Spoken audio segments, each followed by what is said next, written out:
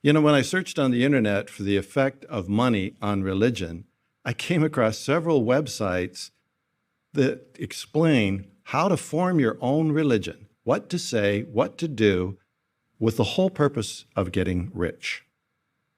So once a religion is run by lovers of money, they're no longer lovers of truth or lovers of God's word.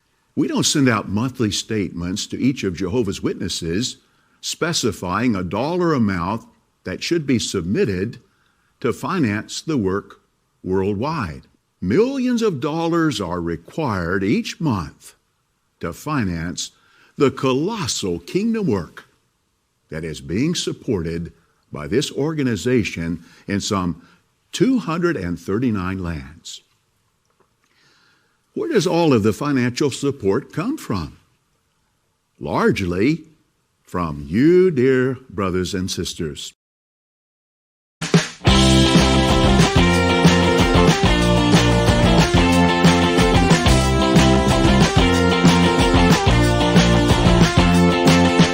Hey everybody, my name is Jake and welcome to the show. It's Sunday service.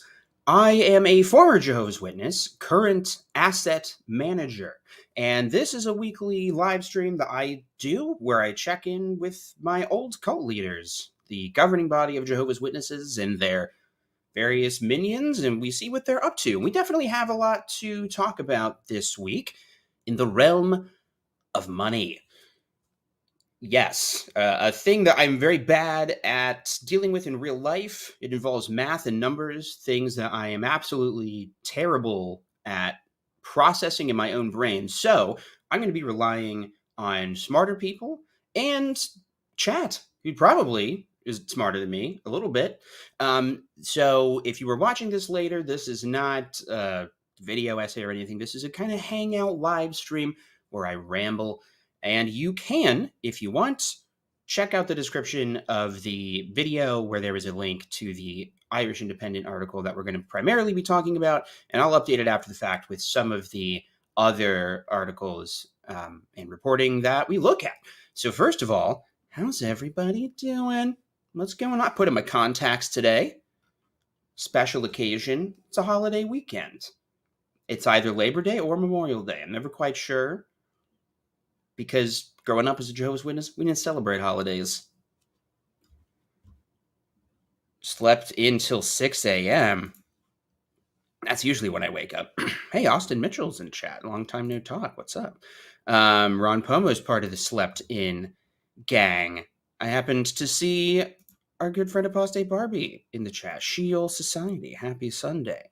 Oh, thanks, Elliot. I do have stars in my eyes. And because it's a holiday weekend, figured do a little waking and baking with Jaking. And here to join us is our good buddy Bo, who's in the window right now. We'll see if he pops his little head out here. But before we get into this asset management stuff that I alluded to, let's get into another money-related thing that just happened, I believe, yesterday. This was shared to the ex-Jehovah's Witness subreddit by Larchwood, one of our great whistleblowers. If you don't follow their stuff, check them out on Reddit and Twitter and other places that I don't remember. They have brand synergy across platforms. But anyway, this is from New Zealand. A couple weeks ago, I had Apostate Barbie on to talk about this inquiry, this royal commission that happened in New Zealand. And just today, September 1st, so this is hot off the press, Jehovah's Witnesses must pay $48,000 in court costs for failed bid to be excluded from abuse inquiry. So if you don't know, there was a royal commission in New Zealand into various institutions, religious, secular, and otherwise. Jehovah's Witnesses, as always, were the only ones who really tried to fight it and sue the royal commission to not be held to account in any way. Suspicious. In fact, I think this article ends by saying that Jehovah's Witnesses was the only faith to file legal action against the abuse in care inquiry. It has taken legal action against similar inquiries that have occurred around the world, including in the United Kingdom and Australia. So that's not a great look to always be the group saying, no, there's nothing to look at here. And in fact, you shouldn't look so hard that we're going to sue you.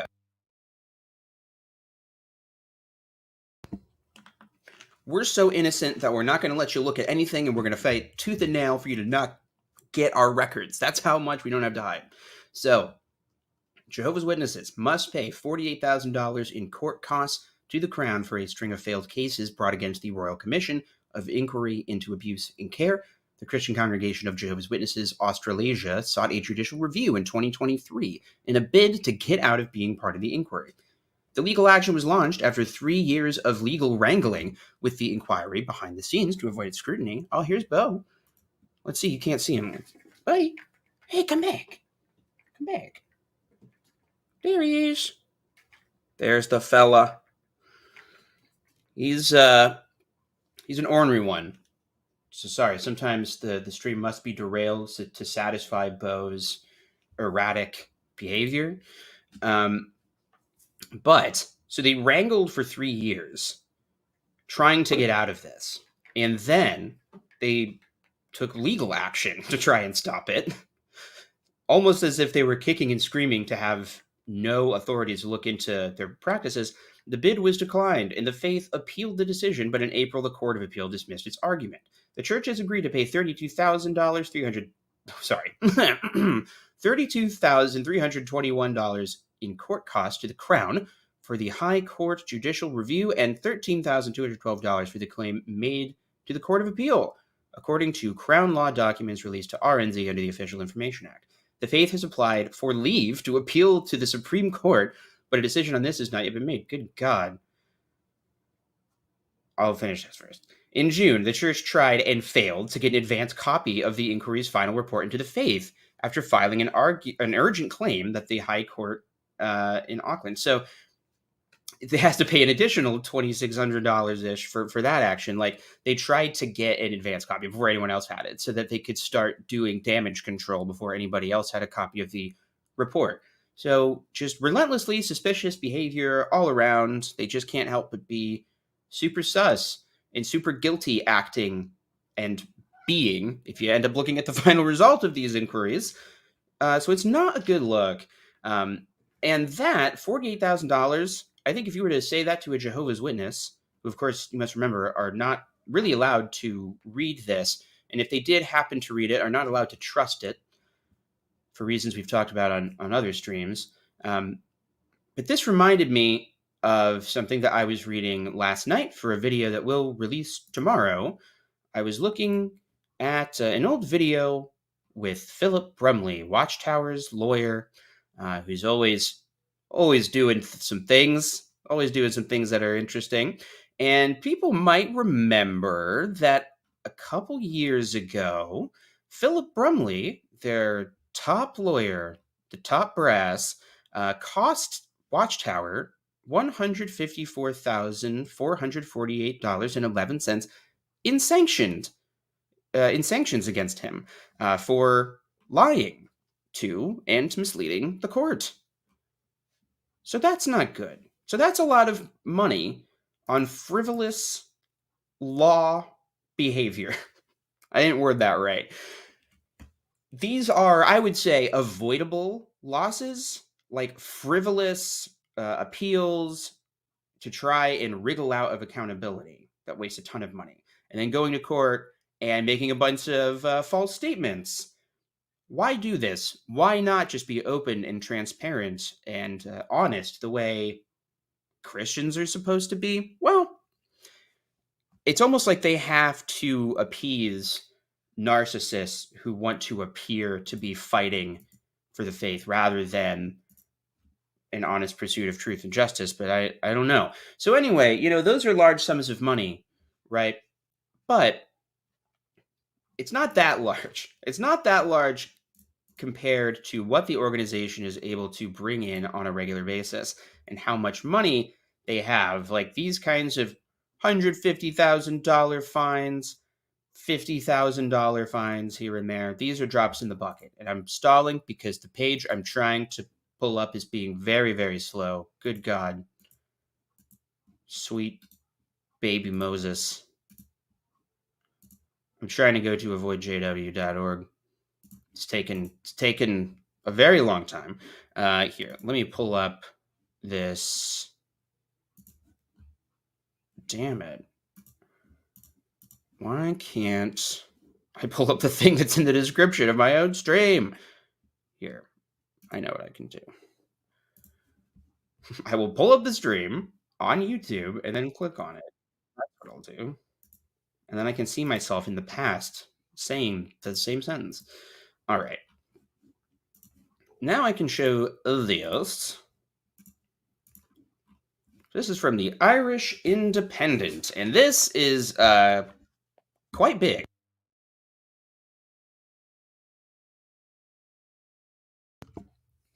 All right.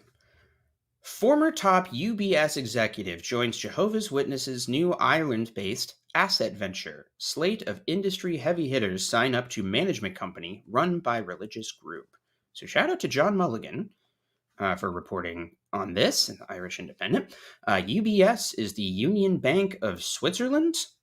Swiss banks, the preferred money transactions of billionaires and the terrorist gamblers from Casino Royale and Jehovah's Witnesses. So we'll just read this. The Jehovah's Witness religious group has established a new asset management firm in Ireland that features a slate of heavy-hitting directors, including the former chief risk officers. Damn it, my phone case just totally broke earlier this week, and now I'm just raw dogging it. I'm raw dogging my iPhone, and so it just slides out of my pocket all the time. Probably not good. Man, the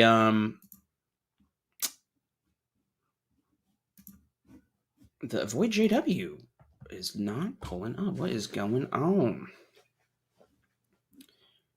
Maybe we crashed the site because there's too much traffic-itis.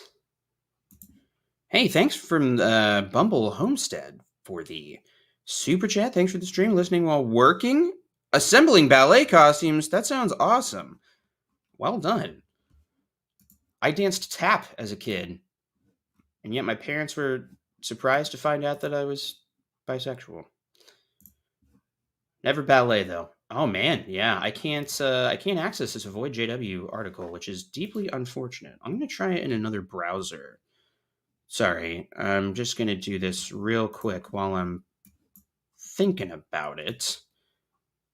I'm using Chrome. Do I even have another browser on this? I've been having some issues accessing Avoid JW specifically. I don't know what the dealio is. They host so much information, I have to imagine it's a nightmare to maintain. So I'm not trying to be a complainy pants.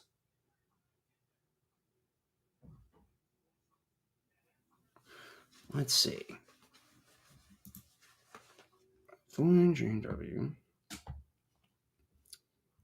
This is what we call, in the business, a live awkward silence supercut.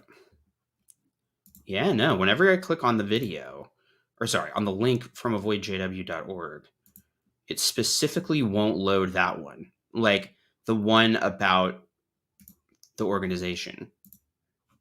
I get an error code.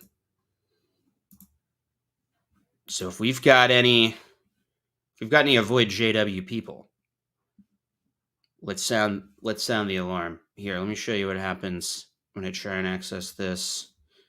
Boom, boom, boom. Wait, I want to stop sharing this.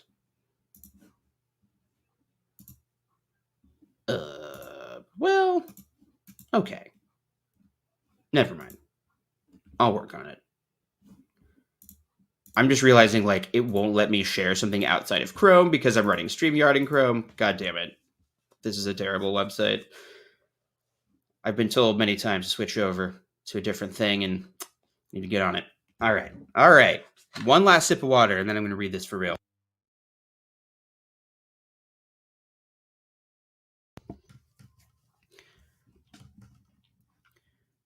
So, heavy hitters new asset management firm in Ireland. The experienced financial directors are all understood to also have ties to the religious movement. And that's why I wanted to access this Avoid JW article, because Ms. Usato outlines who these people are and what their connections are. It's really interesting. The religious group is thought to have tens of billions of dollars in assets and relies on anonymous donations from its members to support all of its activities.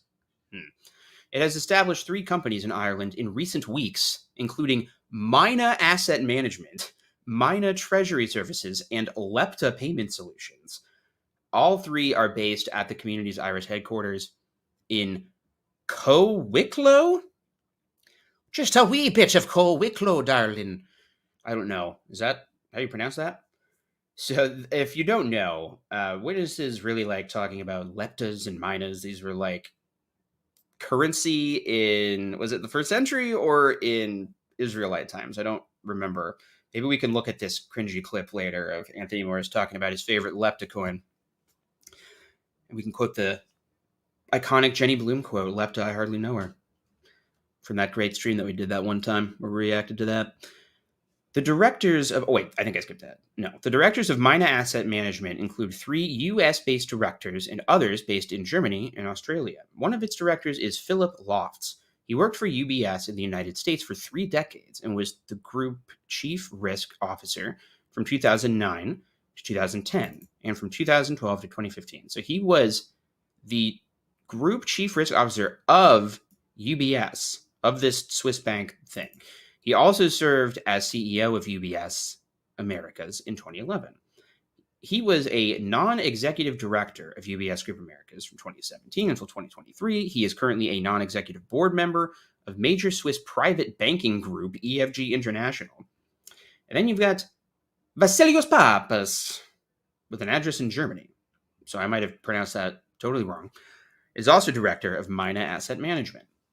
I believe Vasilios Papas is for sure a Jehovah's Witness. I think that the Philip Lofts, it's less clear if he is a Jehovah's Witness. I may be mistaken there. I'm going off of memory of this Avoid JW article.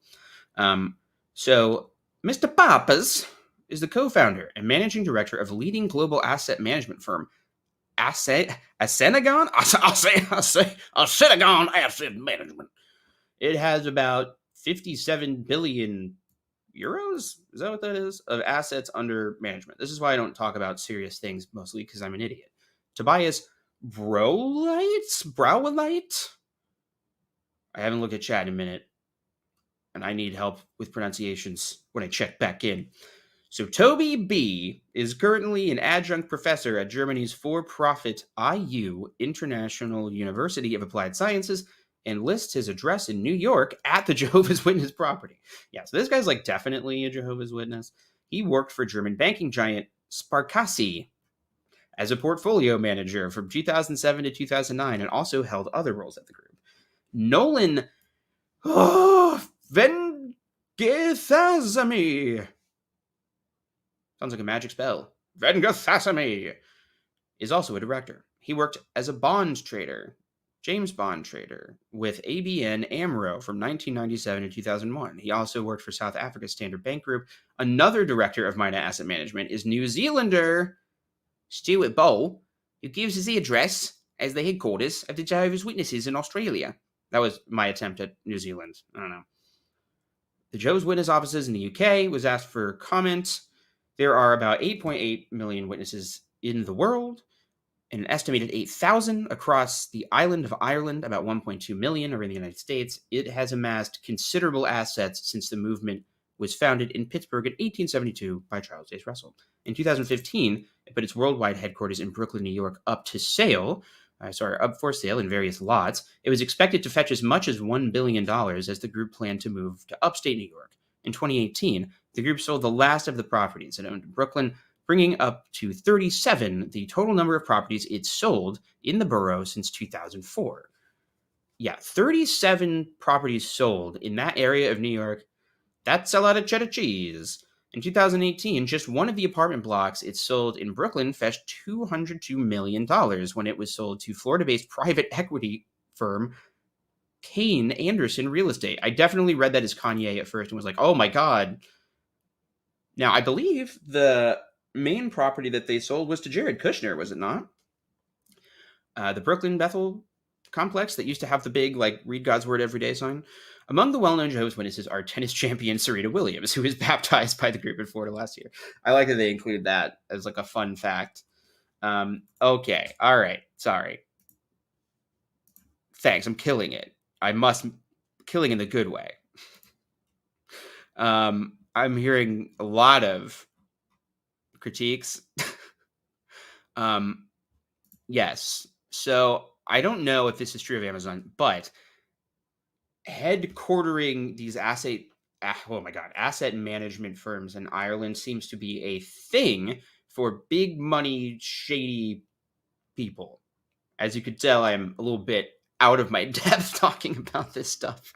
But yes, this seems to be a thing. Where do they hide these highly educated JWs who work at these corporations? I knew some educated JWs, but most of the rich ones were business owners who weren't necessarily highly educated. Yeah, so actually, let me check in with Avoid JW again and see if I can access this article. God damn it, all to hell. Why? Why Avoid JW?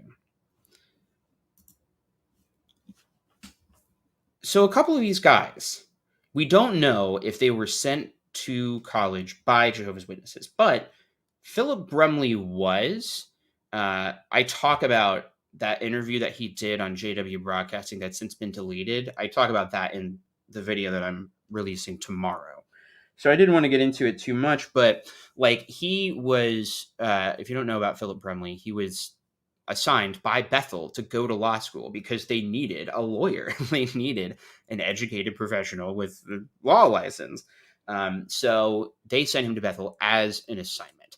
The way they talk about it in that interview makes it sound like it's something that Watchtower stopped doing, but that is just so unlikely to me. Like, unless they're just taking advantage of people who were like raised around the truth, as they would say, who go to college and then maybe grow a conscience later in life and are like, oh, I should go back to the witnesses. I don't know. It's all a little shady, but if you followed this channel for a while, you know that they do often in their letters to the elders that they send out that only elders read, they ask elders, like, survey your territory and see if there is anybody with certifications in law. Like, do you have any lawyers in your territory? We could use them at Bethel. Do you have anybody, in design or in medicine? Like, they need educated professionals, even as they are actively discouraging people from going and seeking higher education.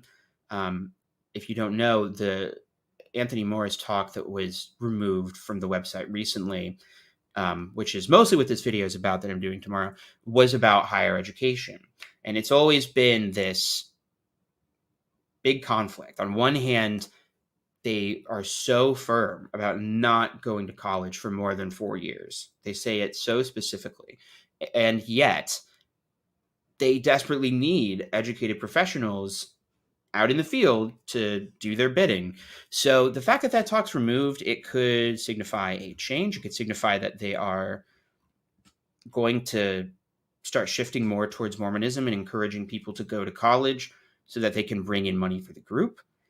That would be smart, but I don't know. It seems hard to figure out if they really plan anything more than 2 steps ahead because they think the end is coming any day. Oh, wow. I would love to see this video with Jared Kushner. They used to be on the website.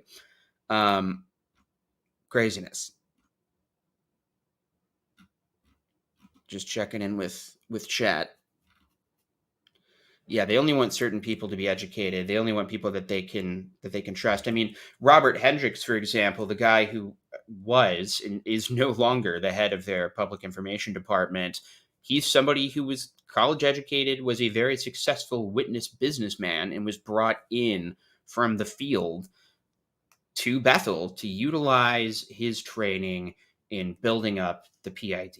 So they kind of do want people to break the rules and go to college, but they just can't say it. They're just like in this really bizarre place in life. Oh my God.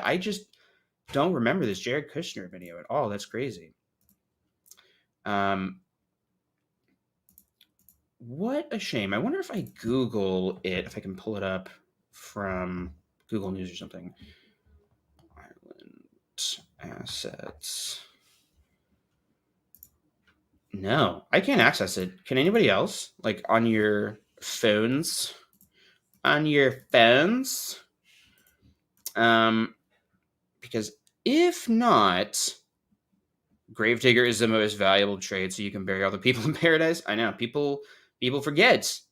They're gonna have to bury a bunch of peeps.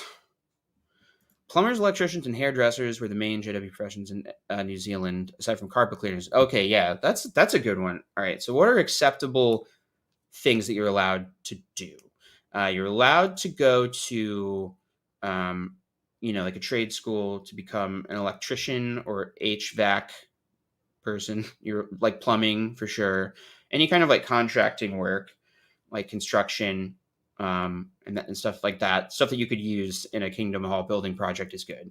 I went to school for medical assisting, which was 2 years. I could have gone for nursing. They see nursing as okay for whatever reason, even though it's 4 years and really more schooling than that. Window washing was huge. Carpet cleaning was huge. Cleaning in general, like forming little cleaning companies for businesses. So yeah, kind of hard manual labor. And something I was thinking about that I hadn't really, I can open the main page. It's just when I click on the website, it doesn't, when I click on the link to that article, it doesn't work. Here, I'll show you what happens.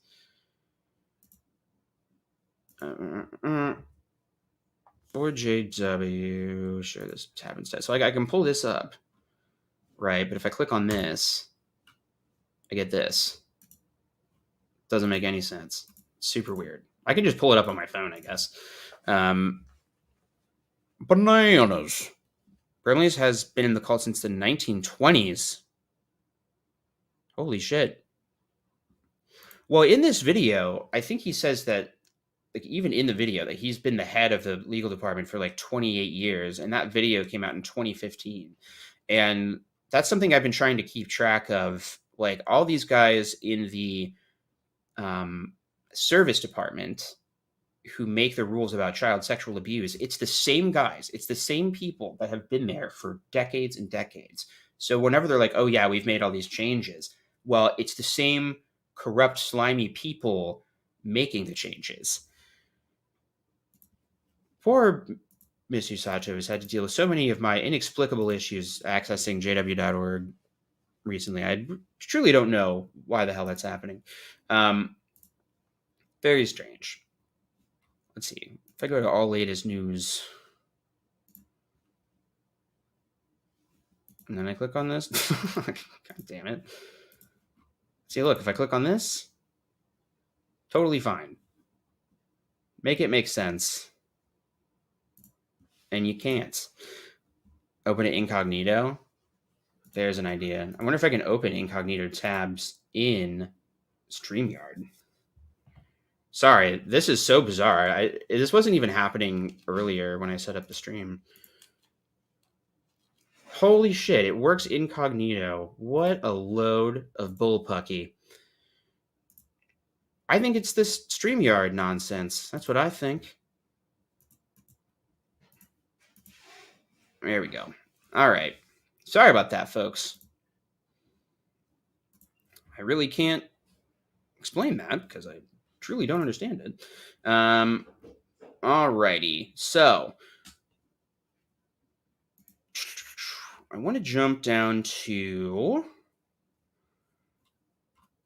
what does Mina and Lepta mean in the organization? So this is really great. I really like that Ms. Usato did this. They kind of show the way that these words are ingratiated into the religion. It makes it so silly that they do this. I don't know. And we got a nice picture of a donation box there, which is great.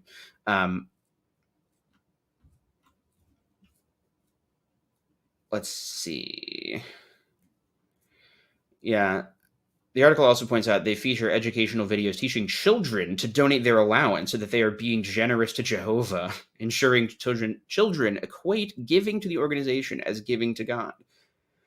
Forms of donating are cash checks, credit cards, PayPal, real estate, wills, financial accounts, insurance policies, and other non-cash donations, not to mention the free labor from religious members.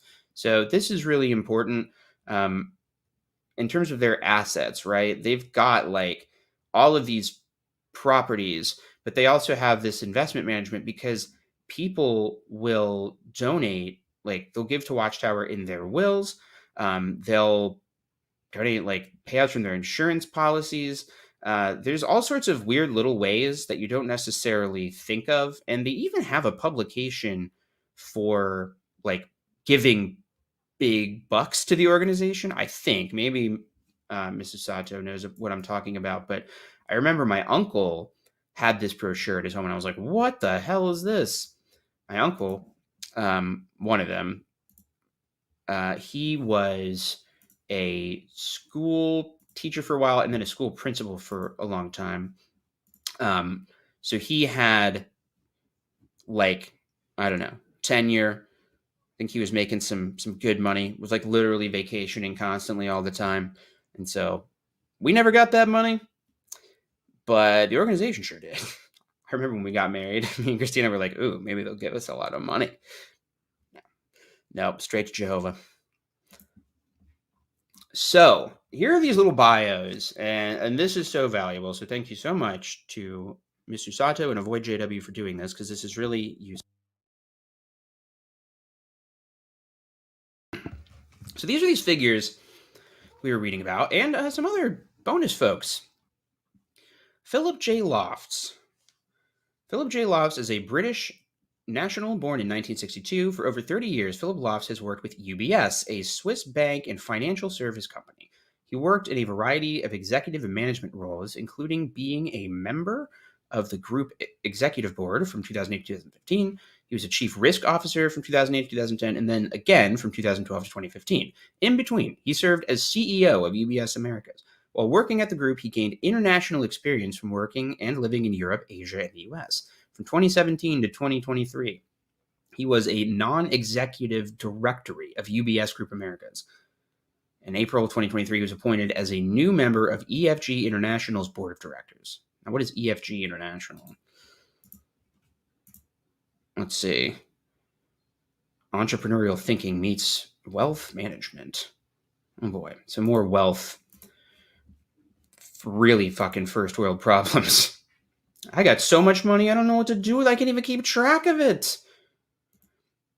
When the Jehovah's Witnesses established their 3 new financial companies, Mina Asset Management, Mina Treasury Service, and Lepta Payment Solutions in August of 2024, so these are brand new, they brought Lofts in to help manage these ventures. Imagine what this guy's salary must be if he is working for these Swiss banks. And he's a CEO, a CFO of all of these big, fancy, rich people companies. Watchtower, they got to be paying this guy, right? Like, what are the chances that he's a Jehovah's Witness already? I don't know. Seems not likely given his resume.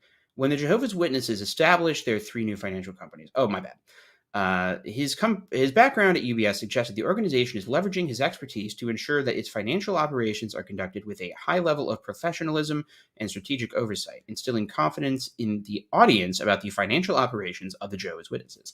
That's interesting. So it's almost like a clout thing to kind of like prove to outside world, maybe, that like, hey, we've got a serious guy here. Bring him a bit of worldly clout, perhaps. Fascinating. They accept crypto? I don't remember that. Or I didn't know that, I should say.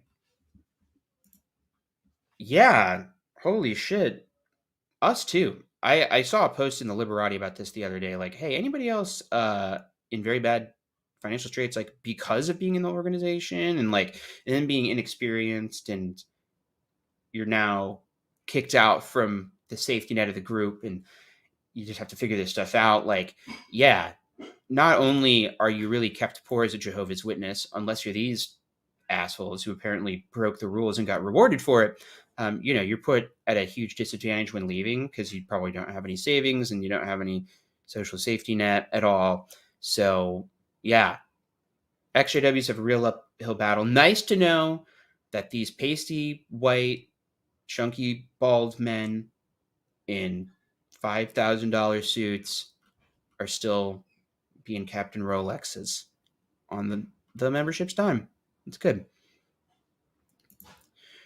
Water Baby says that Irish article says that anonymous donations, however, electronic donations are not anonymous at all now. Interesting. I hadn't thought about that, but yeah, you can like make an account on the website for recurring donations, so they're not necessarily anonymous. I guess I don't know how that works.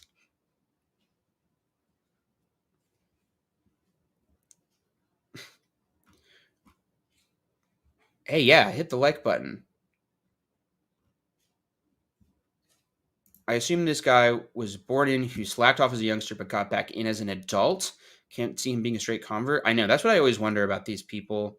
I was trying to figure out if that was the case with a lawyer that isn't officially a witness lawyer, but that represented witnesses in that Kuyker versus Watchtower case that I referenced with Philip Brumley earlier. It's hard. It's hard to know. Yeah, I also remember being told not to invest at all. Like, that was like you were literally putting your money in Satan's basket. Like, why would you invest in Satan's world? I remember hearing stuff like that. Interesting. So this guy appears to just be a worldly hire. Straight up. We don't know what this guy's associations to Jehovah's Witnesses are, but if you're an internet sleuth who wants to do some digging, it would be really interesting to learn about Philip Jonathan Lofts. These guys, these high-ranking executive guys, they've always got skeletons in their closet if television shows are anything to judge by, and that's how I base all my reality off of. So Robert Serenko and Mark Questel? But Robert Serenko, we've definitely talked about this guy a bunch on the channel because he's one of their main talkie guys. He gives talks on the website. And you might not know that he is the president of the Watchtower Bible and Tract Society. I figured that out recently just looking through old court documents. I was like, Robert Serenko? Now, the president is mostly a ceremonial role. And this is something that Watchtower is able to use to their advantage in court. They kind of give people these ceremonial titles that make them legally liable, but don't actually represent their level of influence within the group. Like, the people who are really making decisions are the governing body, right? And the governing body helpers, like the real upper crust. But they can't have a governing body member be like the president, because if they're, I don't know. I think that's why they do it. But like, Robert Serenko is not necessarily the guy like guiding the organization just because he's the president. I think it's just a ceremonial thing. This is one of the main legal entities used by Jehovah's Witnesses. Okay, so he's the president of Watchtower Bible and Tract Society of Pennsylvania since 2016. He's responsible for various administrative and financial functions. He also oversees and guides the financial operations and strategies related to the Jehovah's Witnesses' global activities, including asset management. Interesting. So that would fall under his bailiwick. Mark L. Questel, or Kestel, also a high-ranking member of Jehovah's Witnesses, has served as a secretary and treasurer for a considerable period. Okay, so this guy knows all about the money. His role involves overseeing financial strategies and operations, particularly those related to the organization's U.S. activities. He is also a key player in strategically planning the organization's innovative financial initiatives. Ooh, interesting. We got a nice little picture here of all their guys. And Anthony Griffin, assistant secretary and assistant treasurer. Anthony Griffin is also, this is the guy who talks about his mother's sweet potato pie on JW Broadcasting. So I was looking into him recently. He's also in the service department. Is or was. But yeah, so he's kind of just the worst. He knows about all of the CSA shenanigans and all the money shenanigans. And then there's Tobias, last name unpronounceable. Rowlite? Rowlite? Rowlet? I think somebody said in chat earlier. Growlife? It does kind of look like a Pokemon name. Earl Brumley is currently appealing his fine again. Good God.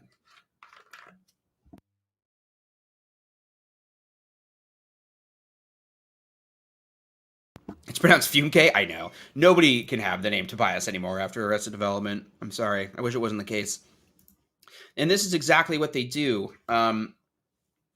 If you're a patron, you can watch me do a stream where I kind of go through some Gary Bro court documents.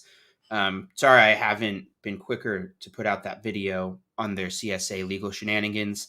Just been a lot going on, so I've been trying to do some simpler stuff, focus on non-channel shit in the meantime. But this is exactly what they do. And the Kikert versus Watchtower. Hang on a second. I'm putting this aside just so I can finish this thought because I have ADHD. So this is exactly what they do. Gary Bro was really like had his pants down. He was spanked in front of the in front of the God. What do you call it? It was a civil case. I almost said in front of the jury, but it was not a jury. It was a deposition. But his whole thing was like, yeah, I don't really know. I'm just the president of whatever. They make it sound like, well, that's a different department. It's what Jeffrey Jackson did in the Royal Commission, where he's like, well, I work in translation. The service department's a different field. I wouldn't know anything about that. That's their strategy throughout all these things. When in reality, they all share an office space. They all live together and often are roommates together. Like, they know what everybody's doing. And yeah, of course, the governing body knows exactly what's going on there. So Gary Bro, in particular, was called out by the lawyers in this CSA case.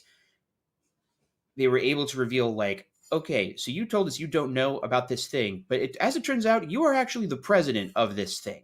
So you just lied. So they get in trouble with this crap a lot. So it's not even a particularly good legal strategy, but they do it. Okay, now I have to look for Apostate Barbie's poop comment.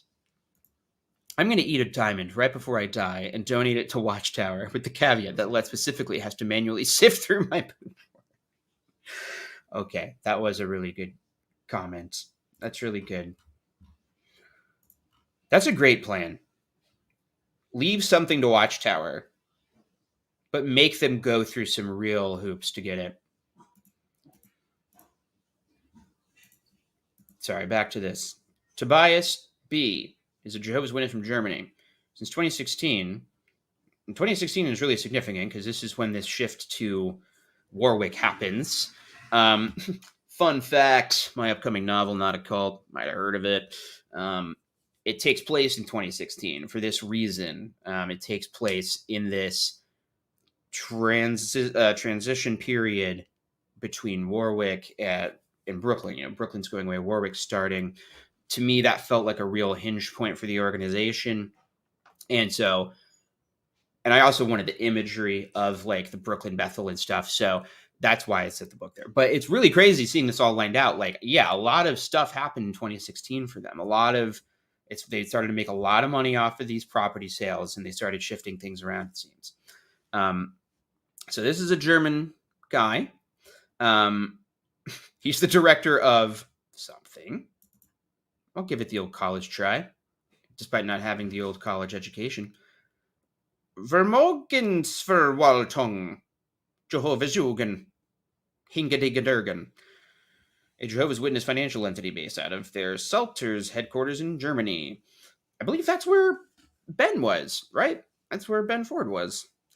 Maybe he knows this guy. Maybe they're best friends. This is also where Jehovah's Jugen Corridor, Jehovah's Witnesses Corporation under Public Law, is based. So that's some law thing.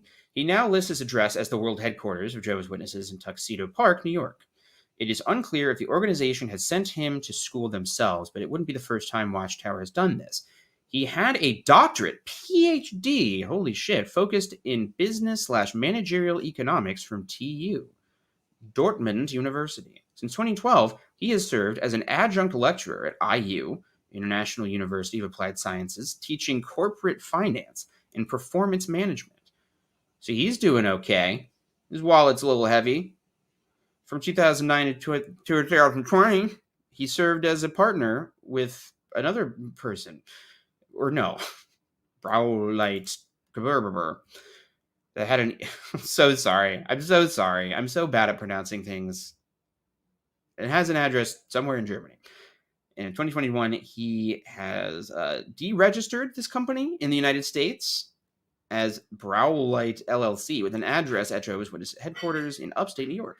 From 2007 to 2009, he worked as a portfolio manager for German banking giant Sparkasse. God damn it.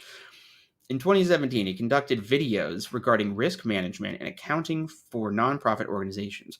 He then wrote a dissertation involving interviews with organizational leaders and directors, focusing on comparative studies where international aspects of accounting and controlling practices. Given that Watchtower has numerous cooperating entities in the UK and Germany, it's likely that Brolight leveraged his religious connections to interview staff from Germany and UK Bethels for this dissertation. Oh, wow. I love this. That's like in school assignments sometimes, like, just throughout being in public school, you'd have to like interview an old person, interview somebody about this. And I would always just like find somebody in the congregation to do it. His dissertation for the attainment of his doctorate, risk management in nonprofit organizations, an empirical comparison between Germany and Great Britain, is found here. Oh, wow. So they have his dissertation on the website. That's great. And now there's Mr. Pappas. He likes it when we call him Big Pappas. He's the director of Mina Asset Management. Like Toby B., he is a German national and a member of Jehovah's Witnesses. He's a co-founder and managing director of this one that I had trouble with earlier, Senegon Asset Management, a firm managing around $57 billion in assets. His involvement in Mina Asset Management suggests that he is leveraging his extensive experience in asset management to help oversee and manage the financial operations of the new Irish vendors linked to the Jehovah's Witnesses. Good God. So this is just so fascinating. It's one of those things that makes total sense. It makes total sense that they would have guys like this who go to school for purposes such as this. But I would have never thought, like, it just never crossed my mind. Sorry for a big gulp. Right on Mike. Anthony Morris used to brag about how loaded he was, but Watchtower bought him a house anyway. Did he really? Stephen Lett definitely has a lot of money. His brother is a business owner. Wish I'd seen the Jackson clip. Yeah, saved so much heartache. If you'd seen that clip earlier.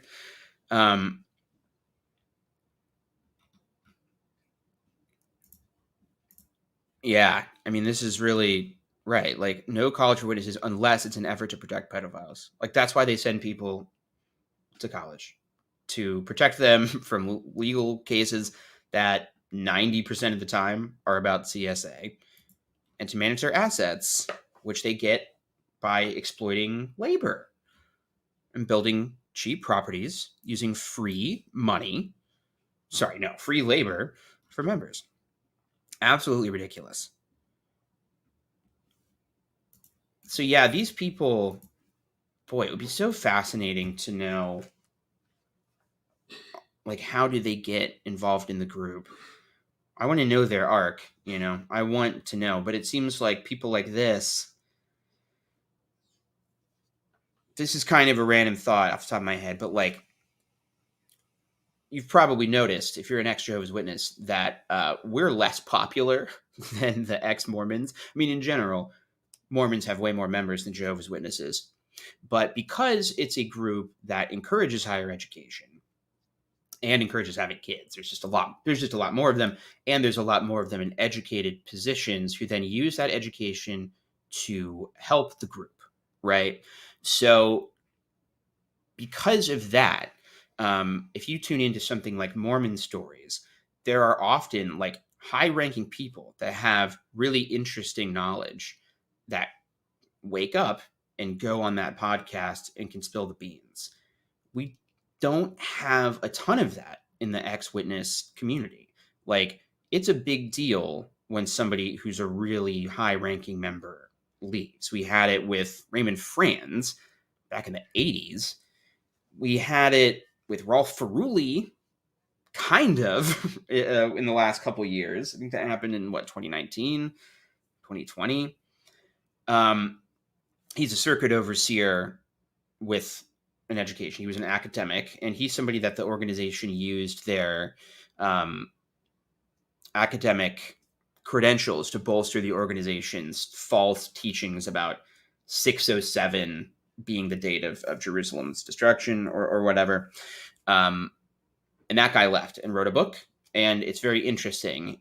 Unfortunately, Rav Feruli is still very much like, he believes that witnesses were at some point the truth and have just recently gone astray, but like, he totally hangs on to the 607 teaching seemingly because it came from him, and like, he dedicated his life to it, so he has no interest in deconstructing that part of his faith, so it's not all that useful to raising awareness, because he's not really telling all. He wrote a tell some book. And what will be interesting is the more that the organization takes risks by sending people to college to gain these educations and putting them in worldly institutions to get experience and then utilizing that for the group, that's something that if those people ever wake up, it is going to be a big deal. Like, it'll be a much, much bigger deal if somebody like this leaves. I think I think a lot about why we don't make the news as much as other groups. And I think a big part of it is a lot of times celebrities, like ex-JW celebrities, like Donald Glover, actively don't want to talk about it. He still has family in the group. He clearly left at a very young age and maybe was never baptized. I don't really know. Like Jerry Minor from like SNL and famous comic actor. Like, he's pretty big and he's talked about it, but he's also, lived much more of his life outside the group than in it. And people like Michelle Rodriguez, she doesn't talk about it much. So we don't have any celebrities that go to bat for us. And then you also, and a lot of times you have the Serena Williams things, which is that she is a celebrity who was kind of raised around the witnesses, gets baptized, and then it's like, oh, wow, she became a Jehovah's Witness. And what we just don't have is, like, in Scientology, when somebody like Leah Remini speaks up, it's like, oh, wow, this is a famous person who already has a huge platform. And so it makes a big difference. And she's able to start sounding the alarm on all these other celebrities, right? And then with Mormons, many famous Mormons have left, but also just within the group, you get people who like, okay, I worked in this department. We conducted internal surveys that nobody knows about. And so I know exactly what the internal Mormon church membership feels about homosexuality. Like, they're able to kind of leak this stuff, or like their scholars or historical scholars can leave and then talk about how the organization fakes its history. And we don't really have that. Think about Nexium and the fact that that is a group that targeted wealthy, new agey lifestyle people who like already had some expendable income to spend on a self-help course. And some of those people were actors or worked in prominent industries, so they're able to form connections. And I think we just don't have a lot of that. And so that was kind of a rant, but I hope it made sense with what I was saying. Like, I'm really fascinated to see how many more of these kinds of guys are there in various fields. Like, how many more highly educated people do they have working in professional fields who are almost like these like shadow Jehovah's Witnesses? It sounds conspiratorial, except it's literally not, because here they are. So I am really fascinated by what would happen if somebody like this woke up and was willing to spill the beans. So anyway, hey, thanks to Custom Faded for the $50 super chat. Oh my God, this is amazing. Thank you so much. That is sincerely so kind. Yeah, I mean, Donald Glover, like, I'm a nerd. I've listened to like the Community commentary tracks, all of them. Don't worry about it. And like, he'll make fun of Jehovah's Witnesses, but like, he has said like his mom is still a witness, and so he doesn't want to go too hard about it. he clearly just hasn't made that his thing, right? He's an artist, and he doesn't want to make his whole thing being the ex-witness guy in the same way that Leah Remini is kind of like the ex-Scientology person. I think it's kind of a double-edged sword to do that to your career. Cat Williams. The problem with Cat Williams is that he's Cat Williams and that he's he's amazing, but nobody takes him seriously. Like, just by definition, like, I love Cat Williams. He's crazy, but that's kind of it. JW catch and kill stories. Yeah, yeah, exactly. Sherry Shepherd. Yes. Good point. That was actually a thing. She's talked about that. I always forget about Sherry Shepherd, which I shouldn't, because she's in maybe my favorite comedy, 30 Rock. Her single is dropping. MJ was an interesting phenomenon. I think if he wasn't so mercurial and far removed from the average person, it would have been a good witness. I know. I think, like, that's another one. Like him, to a lesser extent, Prince, they're so quirky, let's say, and they're so mysterious. Their whole brand is like, they're kind of unknowable figures. So it's just like, you can't really get to know them super well anyway. I don't know. Yeah, I get it. And I don't. Okay, I read it, big game player. What do I win? All right, so what else? I wanted to, just while we're still on this, these are the various, I found this very useful. I appreciate Ms. Usato breaking these down, the key entities, because they've got like Watchtower Bible and Tract Society of New York, blah, blah, blah, of Pennsylvania, of Britain, the International Bible Students Association. Wow, that's crazy. Okay, because there's also an International Bible Students Association still in the US that represents the Bible students. So this is a UK one that the witnesses have like hung on to. That's interesting. The Kingdom Hall Trust, I didn't know about this one, another UK-based entity. This trust manages and oversees properties and facilities used by witnesses in the United Kingdom. This Watchtower Bible and Tract Society of Ireland. And then Jehovah's Zeugen in Deutschland. The German entity, recognized as a public law corporation. It manages Jehovah's Witnesses' religious and organizational activities in Germany. But yeah, they're pushing more asset-based stuff. And when you think about it, let's see. What was that British one? They're selling, somebody sent me this over email, but they're also selling off a ton of British properties. I wonder if I still have that.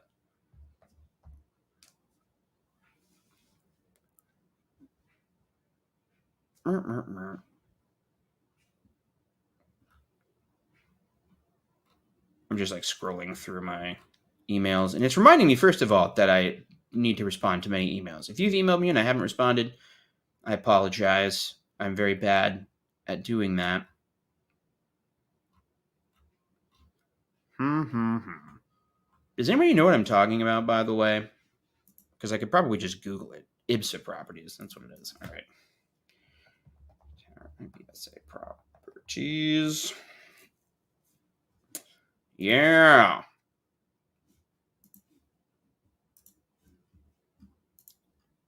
Let's share this. Okay. Ullswater Buttermere. Ullswater Buttermere apartments. Flats. So, these are previously owned or currently owned by Jehovah's Witnesses, and they are trying to sell them. Look at these fucking fancy ass buildings. Good Lord. Oh, so by the way, disclaimer. International Bible Students Association, a charitable company, gives notice that the sole purpose of these particulars is to provide outline information on this property. So, like, you can see this IBSA property, the International Bible Students Association. And more websites, they link jw.org. And they say this is a registered charity acting on behalf of Jehovah's Witnesses in Britain and Ireland. So, whoa! Good God. So, apartment 1, under offer, 795,000 didgeridoos. Sorry, that's Australian currency.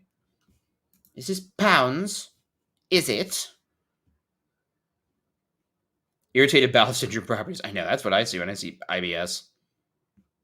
Yeah. Well, I think that these were residential homes. These were probably compounds that they used for housing their high-ranking members. Maybe they were the retirement properties. Does anybody know? Let's see. I'm going to try and do a conversion rate just so I know. Dollars? Is that a pound, by the way? Can somebody just confirm that that's what that is? A pound, the little L with the lines through it.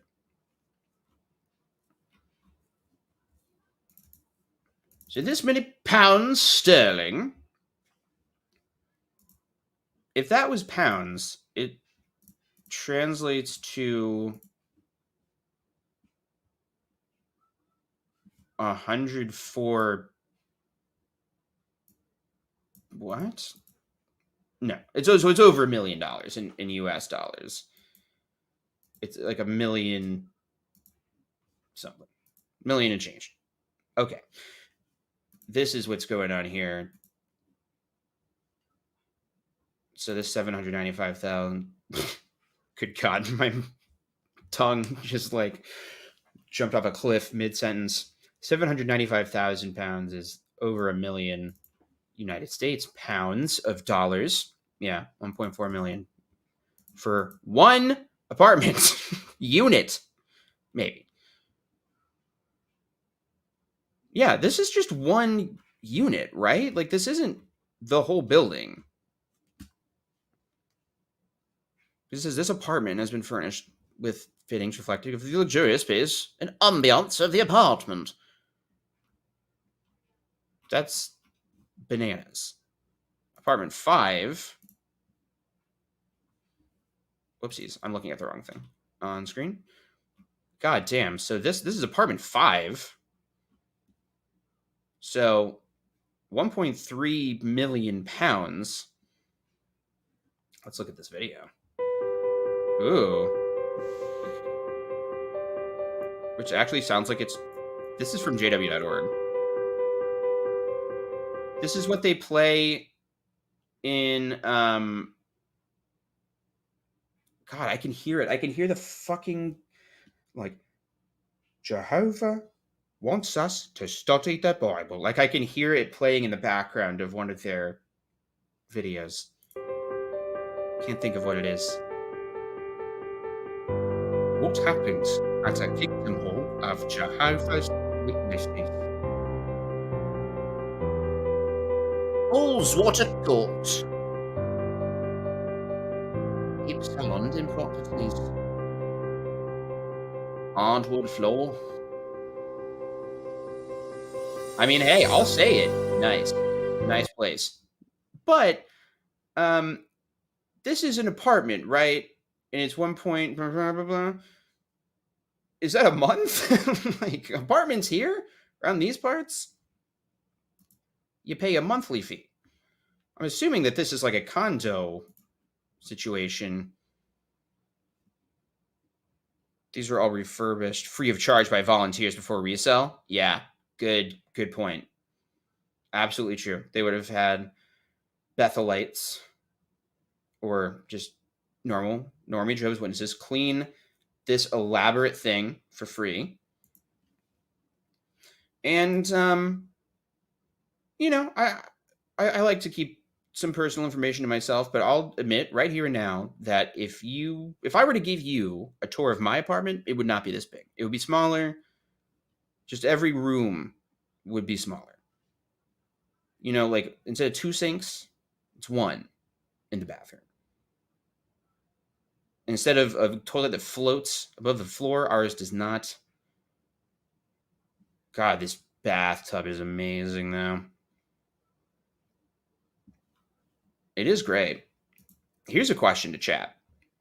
Let's just say you have expendable income and you just want to live in this area. Would you, being an ex-Jehovah's Witness, buy this place? Or would it feel a little weird? Would you worry about just like witnessing vibe? I guess it would be so unethical because you would be giving the money to Jehovah's Witnesses. So I guess not by definition, right? I'm saying, I guess in my brain, I was like, even if witnesses didn't get the money and this just went to the Queen herself, that I still wouldn't, because I think I would be worried about like the ghost of a retired Bethelite who died in this room or something. Right? Literally Property Brothers. Big no fucking way from Culty Board. Yeah, no. Jesus didn't have a place to lay down, but these guys have luxury apartments. Unbelievable. I mean, absolutely unbelievable. I can tell they vacuumed it the way I was taught to vacuum by Jehovah's Witness guys, where you leave the little... Oh, I love those. What do we call these? This is important, actually, because I was trying to describe this in a scene once. I couldn't think of it. What are these kind of like angled windows that are, like match the angle of the roof? What do you call that architecturally? A big problem of mine is I don't know any architectural terms. A dormer. It's the Hey Arnold thing is exactly what I was trying to fucking say. I remember, like, I asked Christina, I was like, okay, in Hey Arnold's room, just slanted. I'm probably sure that's what they call it. No, but there must be, like, if you're an architect, you wouldn't just say we want some windows. You would say we've got this room that's like under the roof, and so the roof is low. Bay windows. That's it. That's what it is. Okay. Madness. This is absolute madness. I still want to know. Wait, we could contact their sales team. I could call. What's going to happen? Okay. I think we should prank call the sales team. But I clearly don't know anything about money. So let's get some suggestions. Let's get some suggestions in chat. Great question. Now that, like, once it's off the books for God's One True Organization, is it like no longer in the safe zone for Jehovah's Witnesses? Is the shield no longer around it? Ooh, go with a mustache. Kind of like you did on this very stream. Okay. The latest Ireland revelation, big game player. Scroll to the beginning of the stream. That's what we were talking about. Unless you mean something that's happened in the last 10 minutes. God. Look at these fucking French window. Roof slope. Circular skylight. Designed with luxury living in mind. Why would Jehovah's organization design anything to live in luxury? That's the thing that the governing body doesn't do. You hear all these things that the governing body lives lives of luxury. Where would anyone get that idea other than advertisements from the properties where they live? Let's see. Oh, can I spell luxury right on the first try? I don't know. But I'll bet I can find that clip.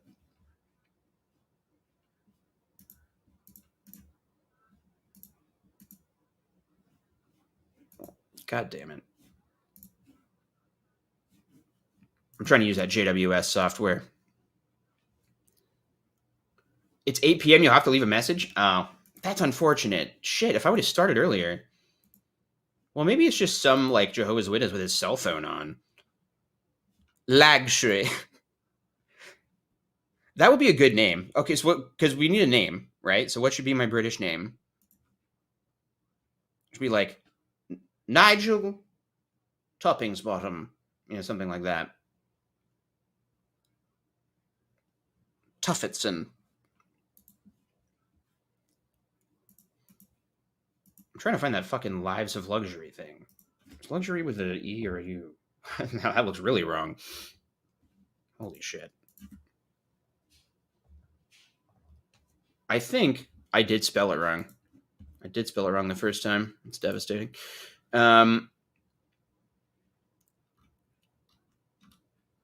It's from Stephen Lett, right? He says it in his Voice of Strangers. Found it. Found it, motherfuckers.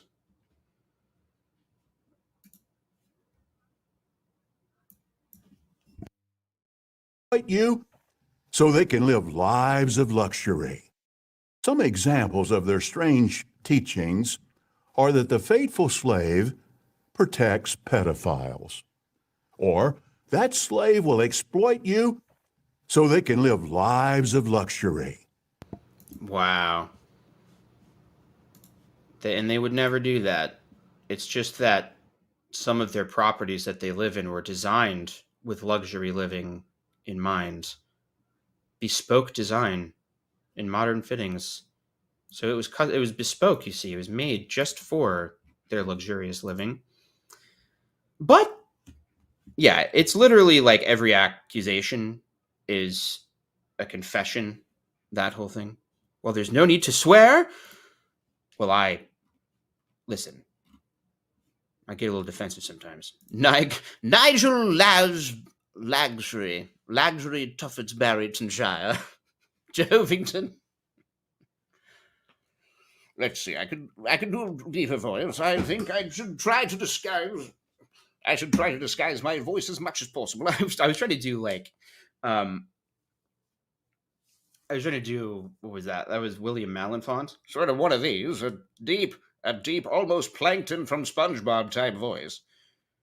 But with a bit of a British accent. A Brit of a British accent? Oh boy, I must have been hitting the bottle. I must have had too many points. Terrible. You've not met a Jake in the UK? You haven't met a Jake in the UK? Well, that's mental. Okay, sorry. This is cringe. I want to see what happens when I call.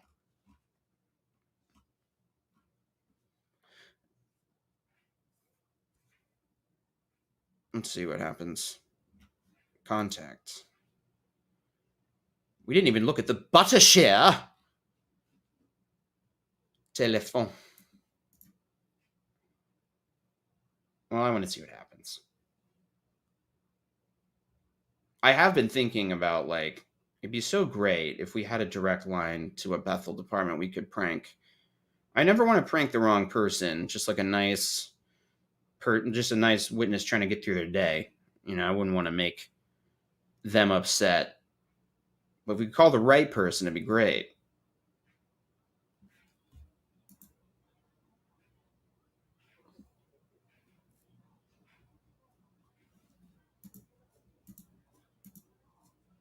That, my phone did not like that I just called that. I didn't like that at all. Maybe I typed it in wrong.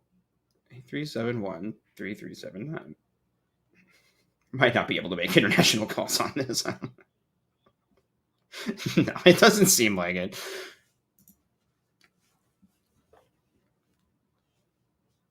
I kind of did, but it was like, if this is an emergency, please hang up and call 911, which is not normally what it says when you reach a real estate office. That's like when you call your doctor's office after hours. Do you have Prince Albert in a can? Stewie? I could do Stewie from Family Guy. No, that wasn't very good. We've been watching a lot of Family Guy, so I've been trying to do voices. Family Guy voices.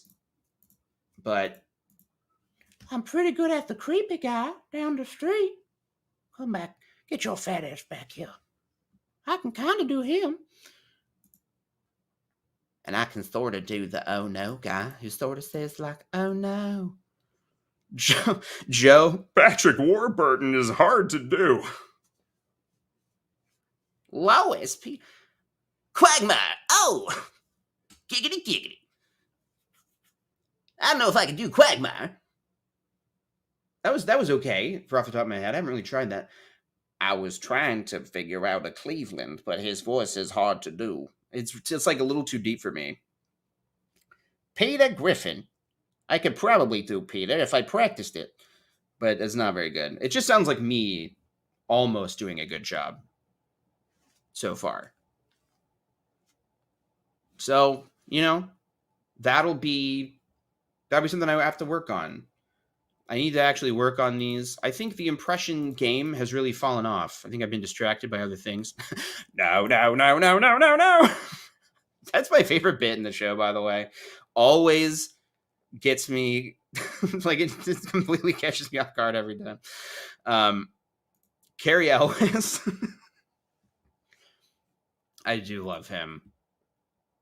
He's kind of a real Ned Flanders. I always think of him from Liar Liar. Which I have a script about. I have a script about Liar Liar. Planning it for the new channel. Maybe I'll talk about that. Okay, so before we get into the next segment, I'll do my house cleaning bit. And thank you so much for $9.99 from 00. I'm assuming that means you're a 00 agent. Your file shows only one kill, and it takes 2.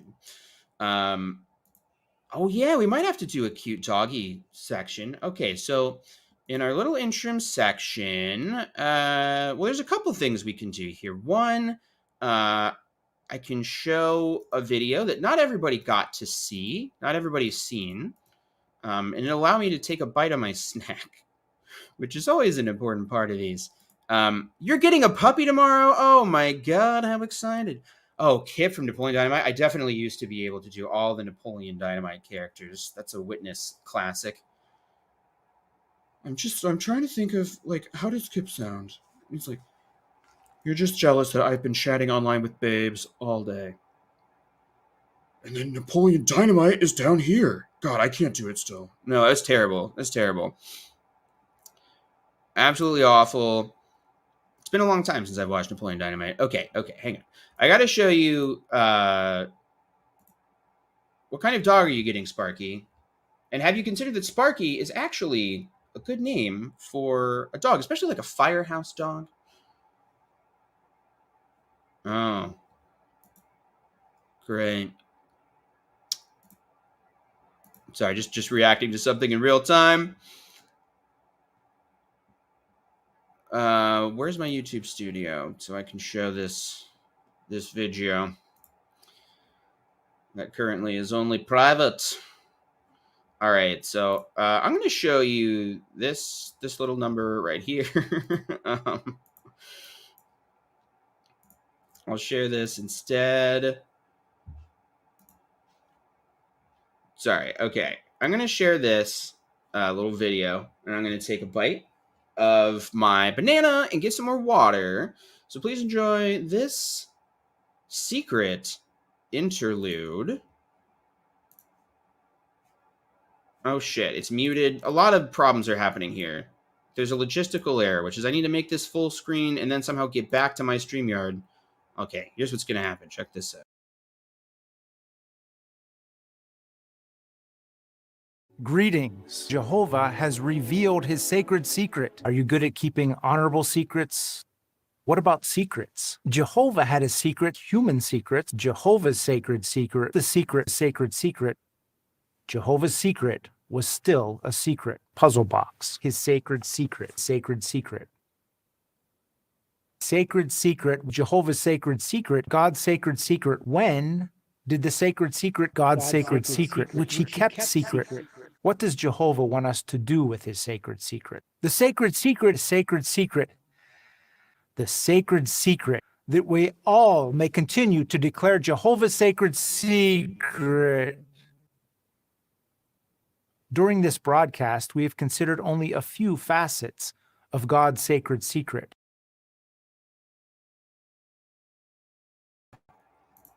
Hey, everybody! Back from a break. Had to get some water and wanted to show off our beautiful friend, Peach. Hey, baby! What's up, baby? She's in a huggy mood, cuddly mood.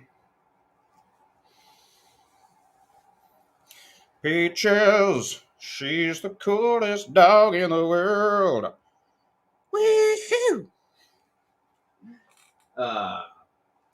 What a sweetie. And you can see Mr. Bo right there. It's hard to control yourself in reverse via camera. Ah, boy. Little cuties. Okay. Back to it. I actually didn't get my banana at all. I didn't give myself enough time. But so you got to hear about that secret, the secret box situation. Okay. I think we've talked enough about money stuff. So quick little bit of channel business. This is a great time to sign up and become a member or a patron because I just released an hour-long exclusive video for patrons and members, and I think it's really fun. When I first started it, would do these like post-mortem reviews, just going through like, okay, here's what I uploaded this month. Let's go back and see like what was good about these videos, what wasn't, what do I want to work on in the future. But it had been a long time since I'd done that. So I basically go through almost every upload that I've made this year, go through what I like about it or what I don't, show some clips and critique myself and pat myself on the back a little bit. I'm not making it sound super appealing, but I promise it is. No Christina cameo today? Unfortunately not. Well, she's welcome anytime. She's doing homework. She looked to be quite in the zone, in the study zone. But she made a cameo in my real life when I went in there, said hi to her, and got the dog. And Bo is, Echo. Chunky Echo's here. Oh, there's the boy. Chunky cat. Big Chunky. Hey, bud. I know. He doesn't like being picked up. Echo likes to cuddle, but he does not like to be picked up. This has been his thing since day one. So yeah, you can view that as a member or a patron, and it's good. Also, I am going to be releasing a video tomorrow on the deleted Anthony Morris talk on education. I've wanted an excuse to talk about that video for a while and talk about higher education stuff, and they deleted that video. And so I figured I would take that opportunity. So I recorded it, and we will release that tomorrow. My team, me and Christina and Bo and Peaches and Echo. Hugs to Christina. I will make sure I send those hugs her way. And if you are a patron, you can see some writings stuff that I did. Posted a big excerpt from Not a Cult, which you can read, because the book's now, it's not going to come out till next year, because I've got another writing project that has taken precedent for reasons you can also read about. Not important. Just know that I'm working on stuff, and more fun stuff is coming. I'm hoping to finally, I'm going to release this video tomorrow, and then hopefully I'll spend this week working on the first of a new channel video that I'm actually going to do for real this time. It's going to be a Star Wars video, but hopefully the channel will be about whatever I want. I want to be able to just talk about whatever. And I think that my approach to this channel, kind of focusing in on minutia, is going to be the flavor of the new channel. Because the problem for a while, I've been writing scripts for years, trying to figure out kind of what's the angle? And the problem is, why does anybody need to watch your YouTube channel? What are you offering that hasn't been done a gajillion times? And I think that between the sort of voice and editing style that I've developed on this channel, combined with subjects that maybe more people are interested in, it might take off. So I think the first video I'm going to release on this new channel is about the animatronic puppets in Star Wars, just kind of my favorite little guys in some of the movies, and just sort of using that as a springboard to talk about a lot of things. So we'll see if that sounds fun. If me talking about Star Wars puppets is appealing to you in some way, well, there you go. And I've got a lot of alt-worldly stuff I'm working on, but just trying to figure out how to pace myself and do all the things that I want to do in my life. So many aspirations. A video about puppets, a video about the movie Liar Liar and how it fits really well into the schematic of a sketch comedy or improv scene. Really important stuff I'm working on. Okay. So because I'm going to talk about that Anthony Morris thing tomorrow, and because I saw last night while I was recording this that Danny, XJW Caleb, did a live stream about it, I don't feel the need to talk about any of that today, but I do want to talk about some stuff on jdub.org. So let's see what's new with our old friends. And maybe you can let me know. I have been curious about, like, I'm always interested in broadening the horizons of what we can talk about on this channel. Like, I always think it should circle back around to the themes of like cult and high control groups and stuff, even if it's not specifically Jehovah's Witnesses. But like those Project 2025 videos leaked, and I haven't watched those, but that seems like something that it could be fun to talk about. It seems like it's, I guess it's more political, I guess, arguably, than what I talk about now, but it seems like it'd be fun. So I don't know. I go back and forth on like, maybe I should start like a politics streaming channel. But then I remember that I'm an idiot who doesn't actually know anything about politics. And then I also remember that that's never stopped anybody before. So, people are talking about A Quiet Place, I think, because Lowe said that Echo would not survive in A Quiet Place. And that is absolutely true. He's much too meowy. And that's why we named him that, is because he echoes back at you.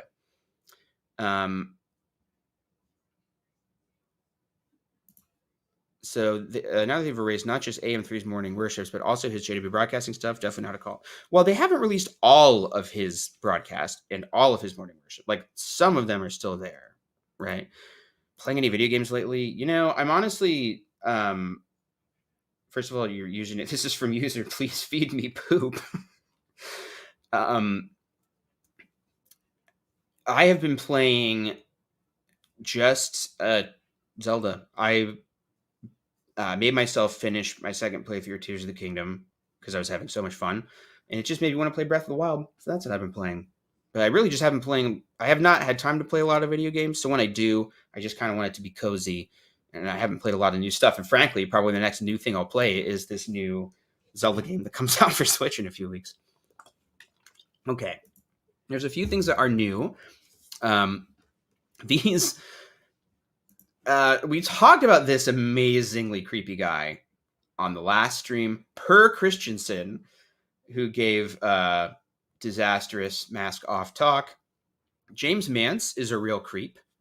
He sort of has the stilted JW way of talking. He sounds like a robot. So we could look at this, and I haven't watched it at all. I started watching the Anthony Griffin one before I started this stream and couldn't figure out if it was going to be good or not. But Anthony Griffith came up earlier, since he's the secretary-treasurer of Scam Industry. What weighs 3 pounds, requires 10 watts of energy, can perform 10,000 trillion calculations a second, and has a data storage capacity that some scientists say cannot even be measured? Your mom's dildo. Is it the latest computer? Electronic device? No. It is the human brain. And our This is on my brain list. is truly amazing. Each of its 100 billion nerve cells has thousands of connections to other cells. So our brain not only stores information,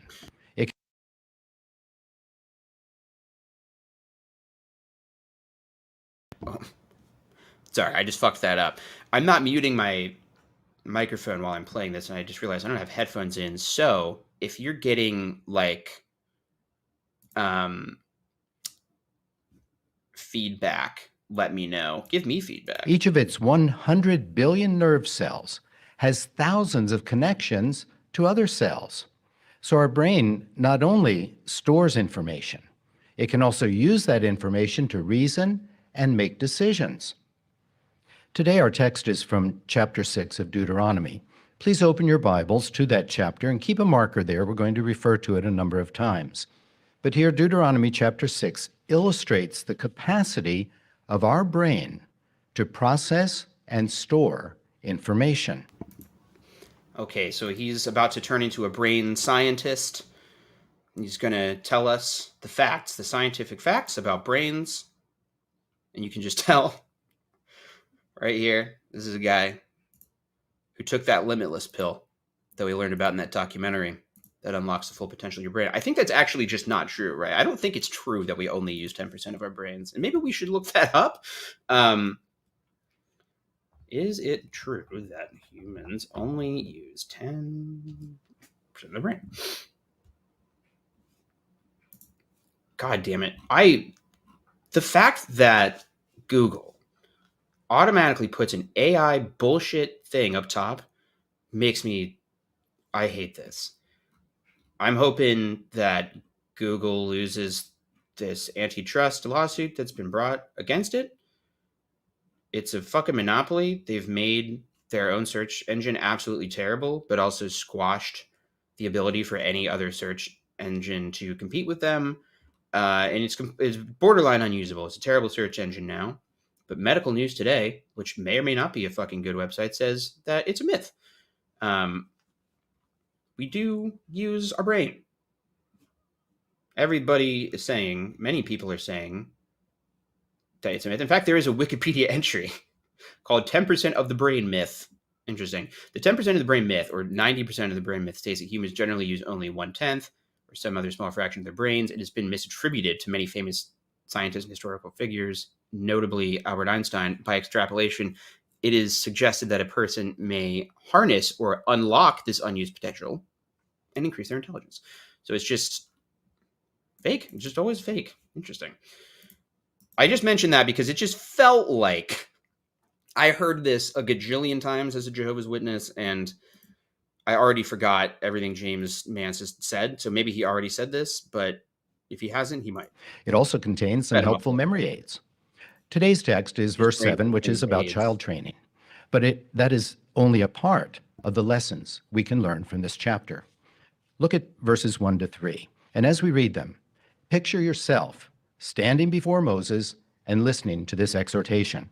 Deuteronomy chapter 6, verses 1 to 3. Ooh, very good. Okay, Chandler says, huge philosophical problem here. You reason, not your brain. This is anti-free will determinism, but it's so subtle most people don't notice. Okay, so I missed it. He said that your brain reasons? Is that what we're refuting here? Because you're right, it was subtle and I missed it.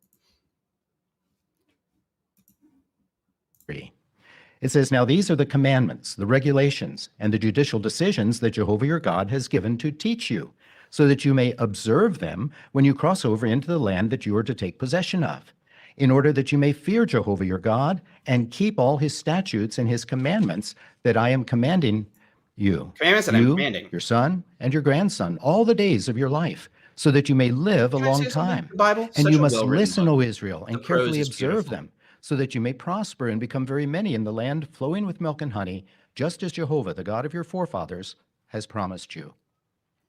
Just think, the Israelites were not following along in their own copy of the Bible. What? They weren't taking notes on paper or an electronic tablet. Wow. They had to use the God-given capacity of their brains to the full. The scientific advancement of brain memory, remembering things that were said.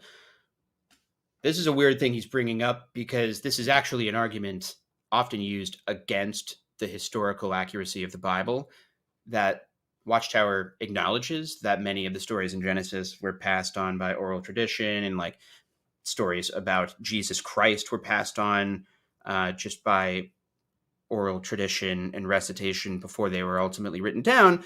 And that's usually a argument as to why you cannot trust the Bible. Because if you, who like just you've been on this stream the whole time and you've been paying attention mostly, if you had to leave this room right now and just write down everything that you're pretty sure I said, it wouldn't be right. Like, you would miss a lot of stuff. You would misquote things. And it's not because you're not good at learning or whatever the fuck. It's just like, it's not actually a good way of recording accurate information, which is why Christianity, as I think it's pronounced, they have to rely on this added magical element of, well, then the Holy Spirit also just kind of made them remember. So they did remember it, but even if they didn't, magic kind of gave them a little boost. They had to concentrate on what was being said, take it to heart, and then remember all those commandments, regulations, and judicial decisions. They had to meditate on how this Never forget information that. affected their personal relationship with Jehovah. And then they had to act on what they heard and teach it to their children. Ayo. That was a tall order. How could they remember all of that information? How? Well, it will help if we understand just how our memories work. Yes. First of all, let's see. What scientific publications do we think James Vance is going to quote?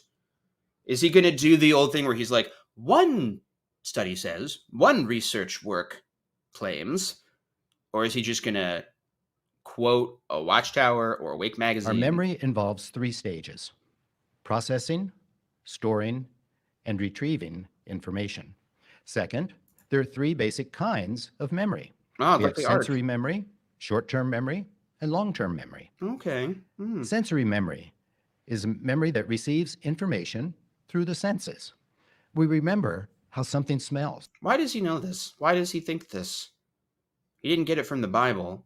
It's something he read or learned from smart people, scientists who studied this thing, and he trusted it. And now he's telling it to the audience that's what sense memory is. But why? Why is he able to trust this, but he's not able to trust what they say about evolution? Why is he not able to trust what those same scientists say about the miracles of the Bible and whether or not it's possible for them to have happened based on things we can measure about the earth now? This kind of selective picking and choosing of interesting scientific facts is really frustrating. Christians do this. They love talking about how, like, all these amazing scientific things, and then they'll be like, and that's why it's so amazing that God did that. This is just amazing that that's what God did. What it looks like. How does it feel? Short-term memory may be called our working memory. It helps us to retain small amounts of information Got double for a wedding brief period of rings. time, like when we're dialing a phone number. Our long-term memory is needed to store information indefinitely. Ah, The February 2009 issue of Awake contained an article, "You Can Improve Your Memory." well, we got our And it answer, listed 8 folks. principles for putting information into our long-term memory. Per Christensen and per this magazine that me and my friends wrote, here's what we tell you. Let's consider how the Israelites might have applied 4 of these How they principles might have as they applied listened these. to Moses. So this is a really tricky bit of word whiskery that they threw in there. Word weaselment. They just like, okay, so let's consider what they might have considered if they did the thing that I'm going to insist that they did for my talk. Like, the Bible doesn't talk about them using sense memory and long-term memory and techniques of memory for remembering all these passages of the Bible and stuff. So he just has to assume that they did. And if you trust that assumption, then you can trust the next thing that he's saying. You can trust it. I turned Italian for a second, but you know what I mean? Moses' reading of the law. I think you'll find these memory principles helpful to retain Bible instruction and to benefit from the training that we receive here at Bethel and in the congregation. Well, The first principle is interest. The Israelites could remind themselves of the reasons for wanting to remember what Moses was telling them. what? Well, he's trying to tell me this thing, and I want to remember this thing. So the first thing I'm going to do is remember all the reasons that I want to remember it. I'm not going to remember the thing, but I am going to think of the reasons why I want to remember the thing. And that's step one.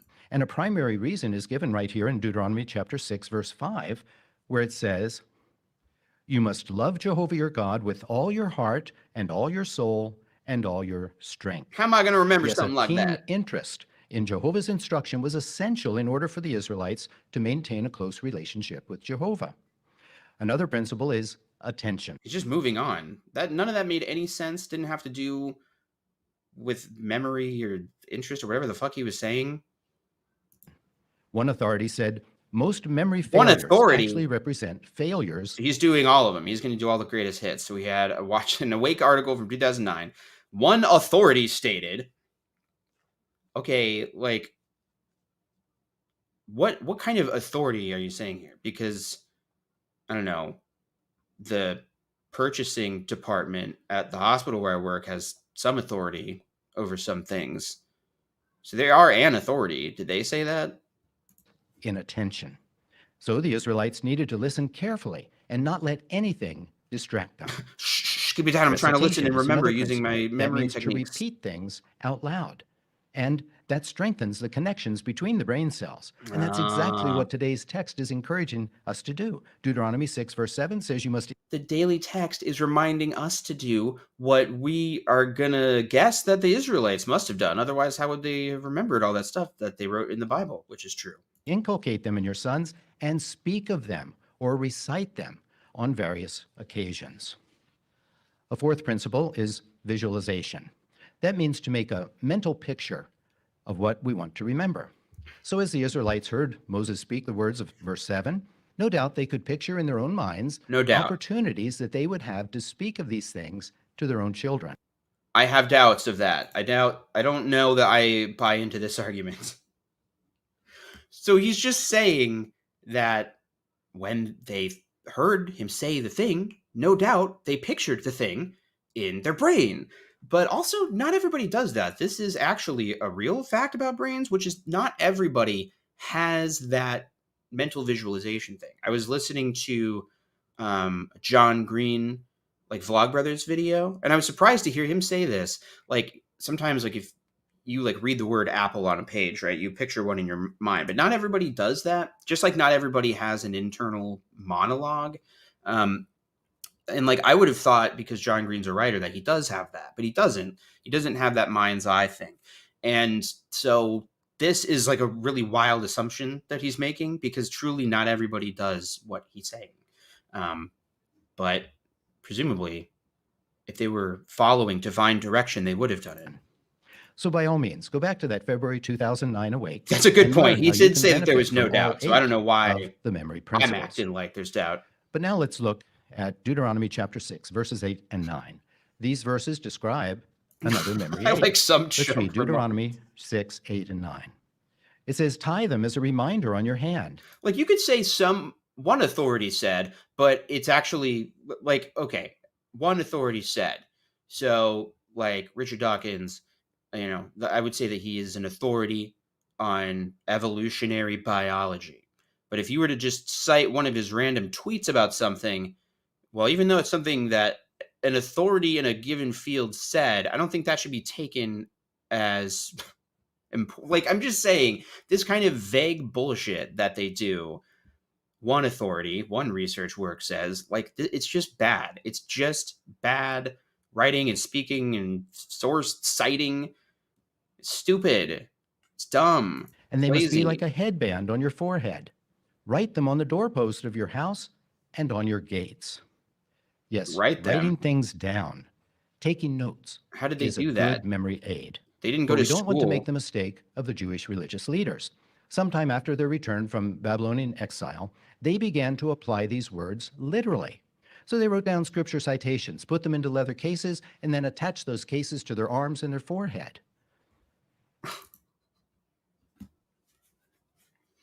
I didn't know that. I've not heard this before.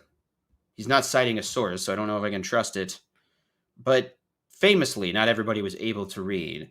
And another thing that famously happened is that this priestly class started inserting things into holy books to be like, hey, it would be really great if we could tell people that God said this and that this was in scripture. So let's just add it in the margins. And much of the Bible, the Old Testament, has stuff that like, okay, well, these we think were probably originals. These were additions by a priestly class later. Anyway, this is sort of a anti-intellectual dumb fuck reading of the Bible anyway. But they did this just a to little draw harsh, attention to but themselves. I don't know. They failed to understand the clear direction of Deuteronomy chapter 6, verse 6, where it says, "These words that I am commanding you today must be on your heart, not on your arm, not on your forehead." Or as Proverbs 7:3 says, "Write them on the tablet Bruce of your Almighty. heart." By taking God's instructions to heart, we will have God's laws and principles to guide us at all times. This was just nonsense. This was just absolute bullshit the whole time.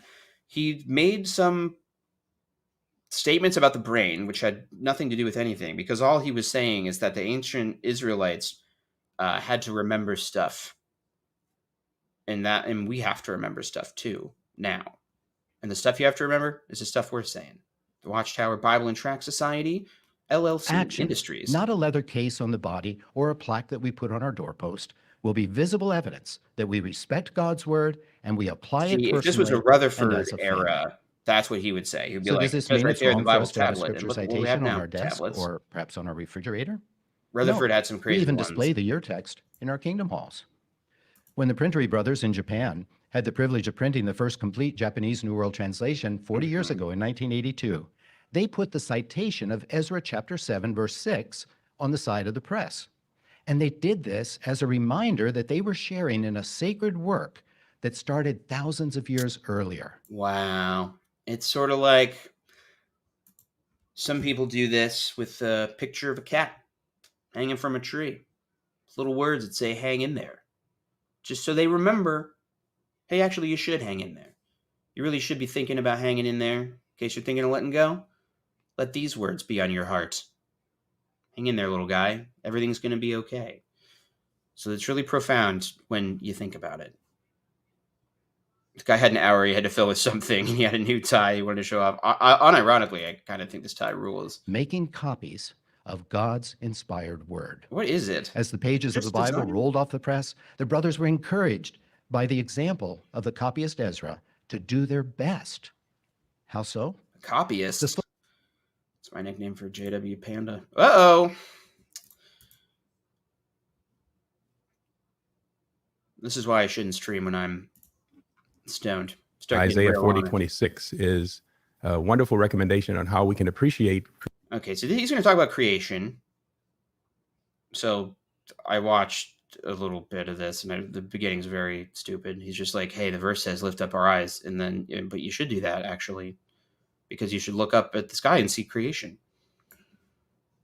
When preparing this information on the subject of sovereignty, I couldn't help but think about the Caleb and Sophia video. It's entitled Make Jehovah. I couldn't help but think of these little cartoons we make for babies. We make adults watch. Does he look a little airbrushed or something? Perhaps you remember it. Depicted in the video was Caleb facing a It looks like he's got one of those face smoothing filters on or something. temptation in his life. And remember what he did when he was tempted? He looked up.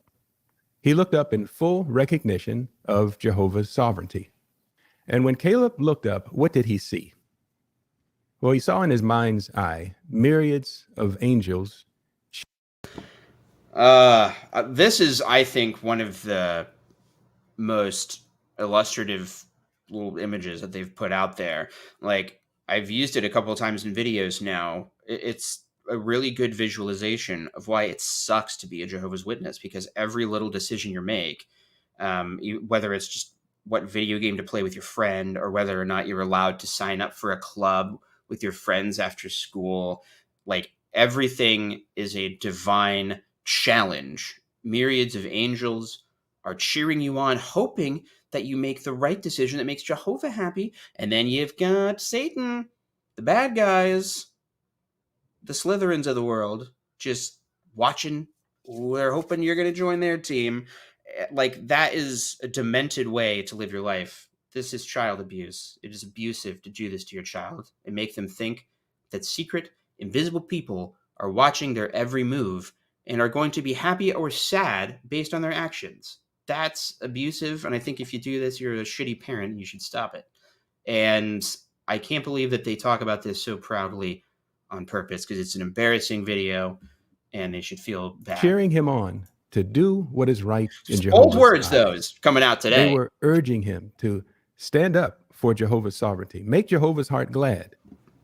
Caleb did what was Good call. He's also doing the thing where he's talking about he's talking about Caleb as if he's a real guy, which they always do.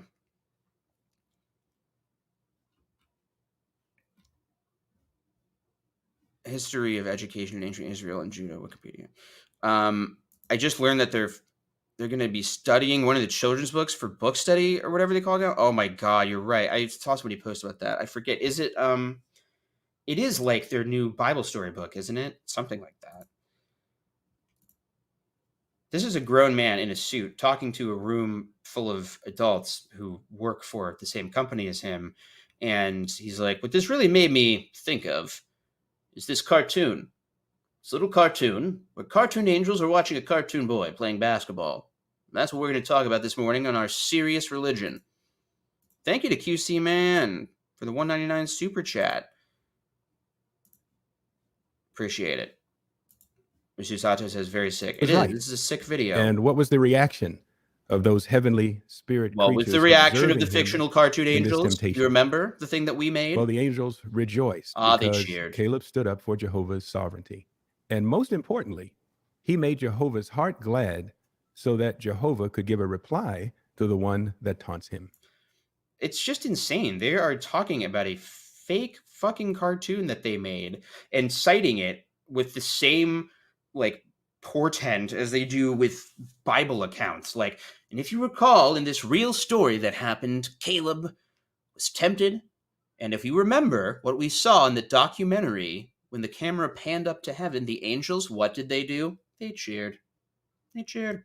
I just like imagine me doing this with fake fictional things. Imagine me being like, and do you remember how the galaxy reacted when the Death Star exploded, the second Death Star?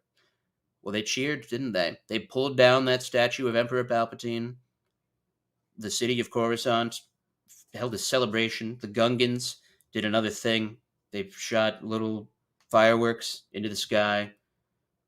On the sky planet, Bespin, more cheering. This is the special edition, of course. Severance is great. Severance is the best. I've got a script partly written about it. I think that it is eerie how close it is in spirit and substance to Jehovah's Witnesses. The way that they deify corporate policy manuals is amazing. If anybody hasn't seen Severance, absolutely worth it. Like, just get Apple Plus for a month. You know, see if you can find a free trial, watch that show, and then cancel it. Now, that was an animated depiction, and it's cute, but the point is very clear. And it's cute, but And that it's is also basically, 100% this is true. a scenario that we face each day of our life, sometimes each moment It's of our fictional, life as we serve Jehovah. but Who also do we God want made it. to rule us? Who do So we want to probably be something we our can learn. sovereign? Who are we going to make rejoice? Whenever we watch television, when we surf the internet, when we Surf decide the internet. what to wear, Modern what movie term. to watch, how to dress, to groom ourselves, how much we're going to drink, whether we won't drink, well, will we look up? Will we lift up our eyes? Will we recognize Jehovah's sovereignty in our life, or will we look down and perhaps only see ourselves? In every aspect of life, we have to look up. We have to prove by our choices and our decisions that we want Jehovah to be. So it's a fake fictional thing that was just cute, but it's also super real, because really the angels actually are watching you, and you should look up and consider that that situation is happening to you for real.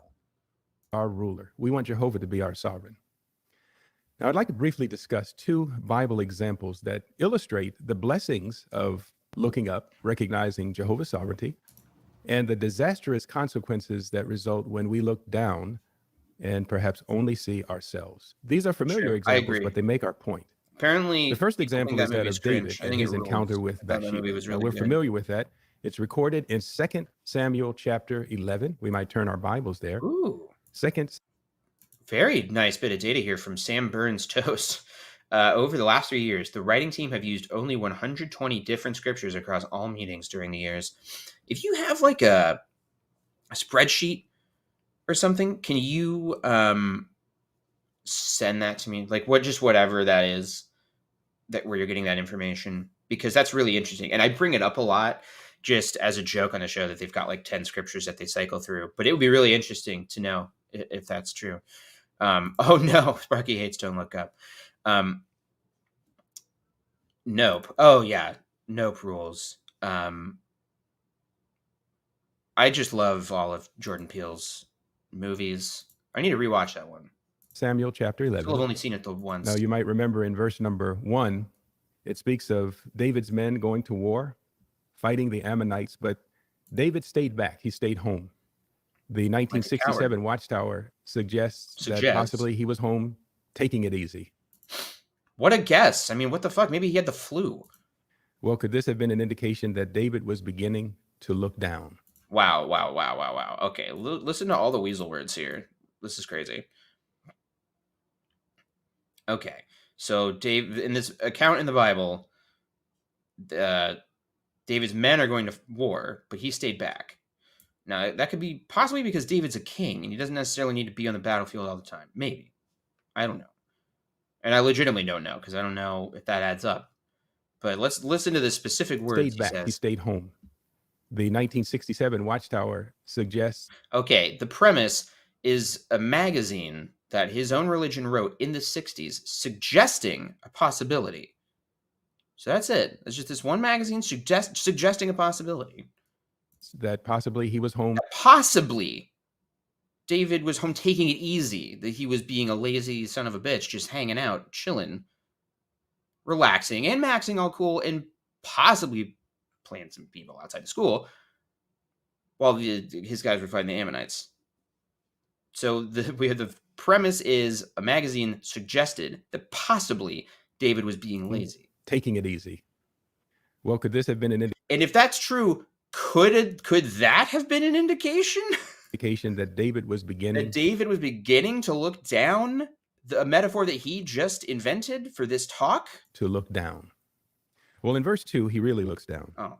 It says, one evening, David got up from his bed. Well, so it's not even connected. This is different. This is one evening. So it was just a totally different time, maybe. And walked around on the rooftop of the king's house. From the rooftop, he saw a woman bathing, and the woman was very beautiful. He is lying. It doesn't say that he literally looked down in this verse. And they've depicted this in other artwork where their buildings are equal height. But they just drew it like this. So as David was looking down, he was becoming more and more absorbed with himself and his own desires. David was beginning to choose another sovereign. Well, note what happens as he keeps looking down. Verse 3 says, David sent someone to inquire about the woman. They mentioned that this is Bathsheba. Verse 4 then says, David sent messengers to bring her. So she came into him, and he lay down with her. Okay, so for you, any witnesses watching, they don't tell you this in the church, because they're always telling you what things may or may not mean. But this is a rape that happened. This wasn't like a beautiful love scene where David and Bathsheba exchanged glances and had a little flirtation. He was like, hey, you should come over to my place. And she was like, okay. No, he used his authority as a man to be like, hey, bring that woman to me. And then they did, so that he could lie down with her. This is rape. So that's your guy. That's your guy from the Bible. Well, we know the rest of the story. The adultery eventually leads to the death of Bathsheba's husband, Uriah. So even though she was married, David was looking down. No, stop saying David that. had trouble in his life or in his house for the rest of his life. These are the disastrous consequences when we look down.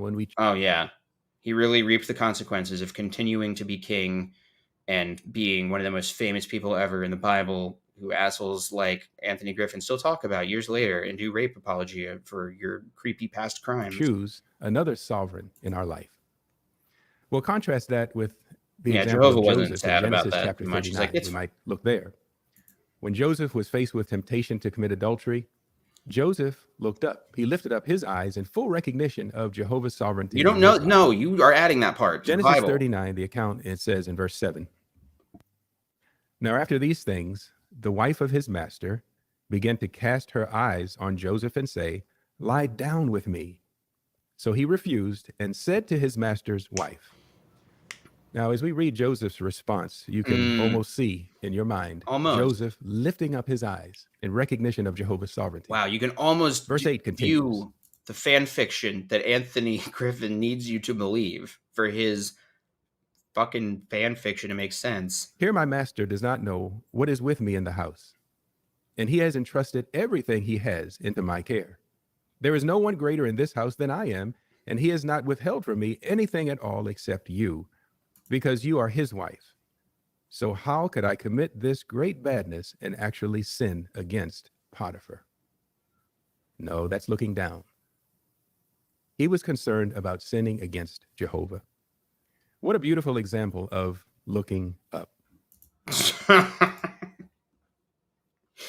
What a beautiful example of the thing I invented for this talk. Amazing. It's right there in the Bible the whole time. I just had to tell you that you can imagine in your mind's eye that he did look up, even though the Bible doesn't necessarily say it. Insane. Lie down. It was just, they just had a lie down. They just had a little lie down. Hey, thanks for being... Oh, this is such a nice comment from Saturos. Hey, y'all, thanks for being there during my wake-up process and helping me keep it lighthearted at times. Thanks so much for saying that. That I appreciate that. That's my whole goal. I hope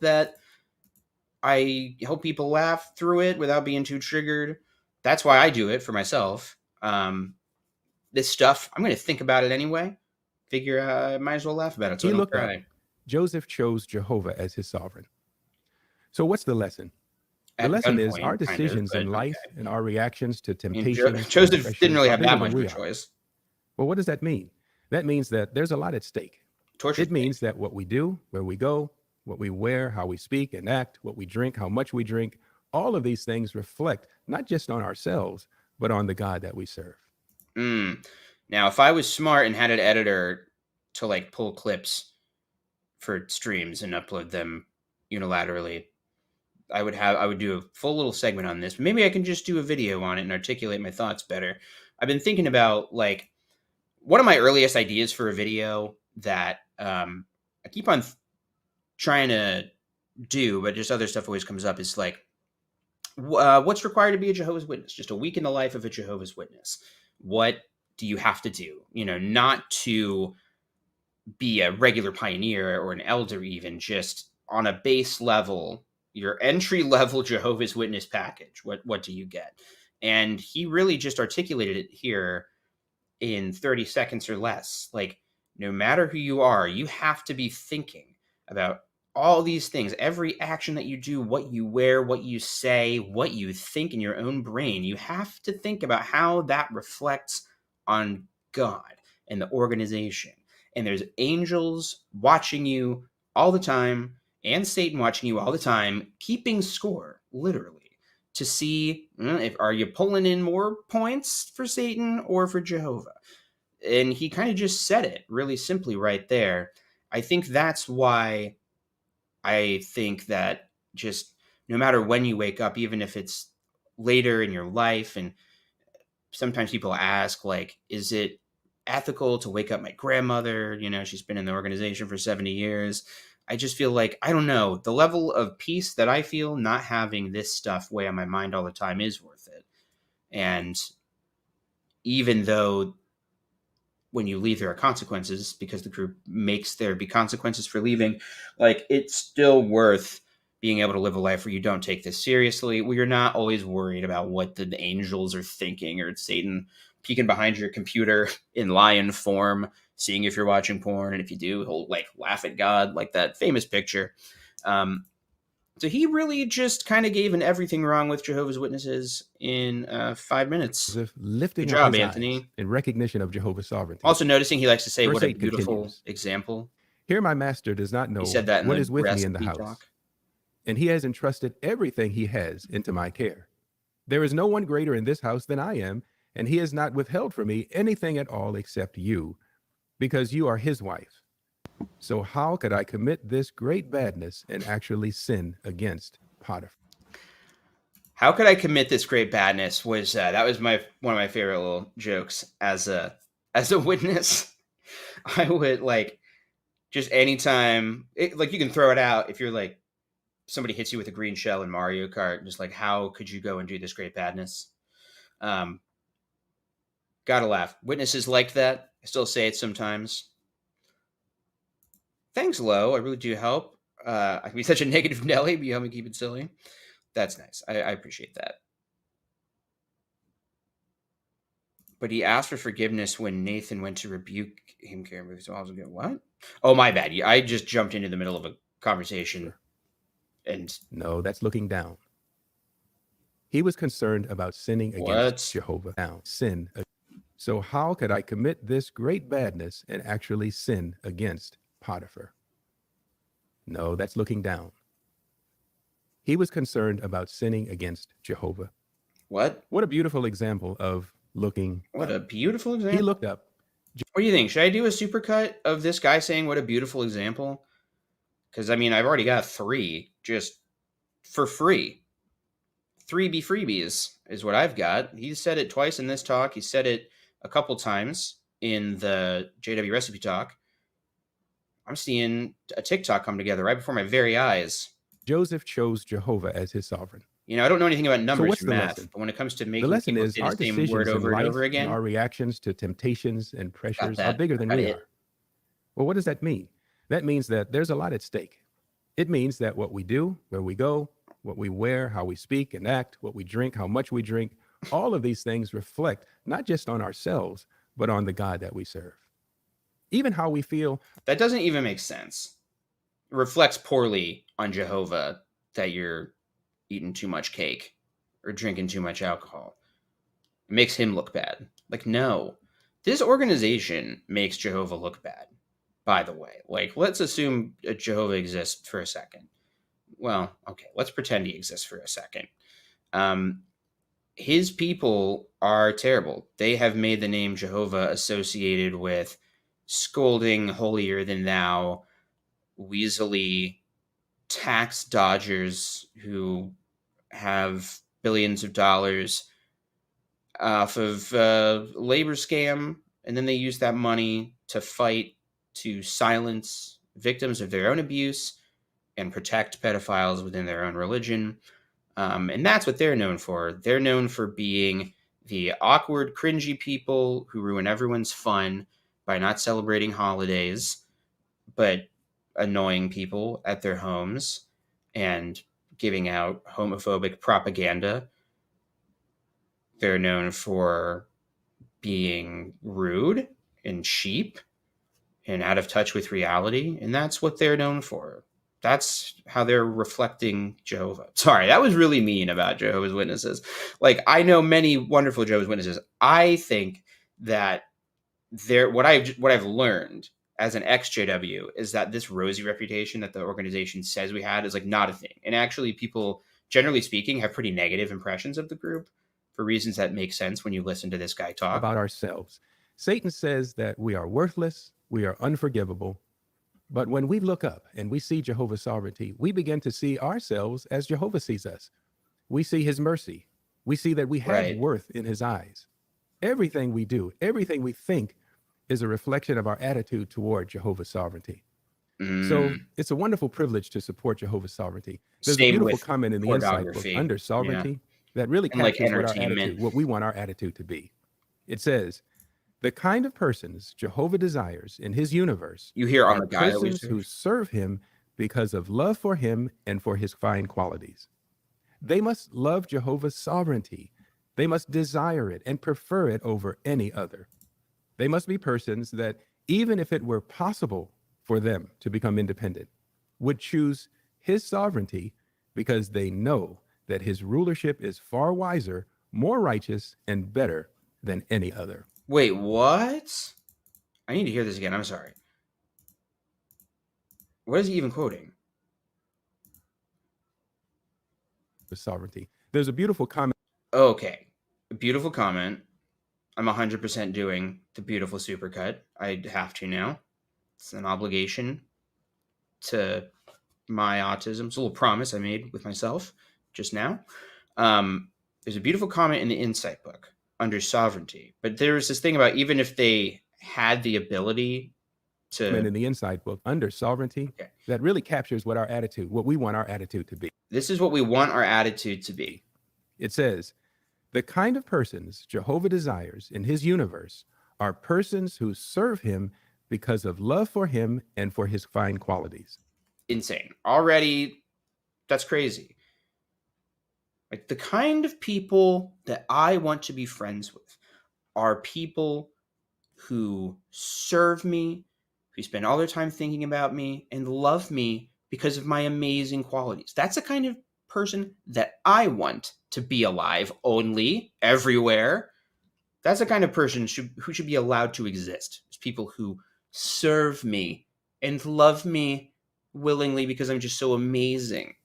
They must love Jehovah's sovereignty. They must love how They must amazing desire it and prefer it over sanctified I any am. other. Sanctified. And ideally, the kinds of people who I want to allow to live and not kill in Armageddon, they must desire my sovereignty. They must want me to be their king, and they have to prefer me over every other king.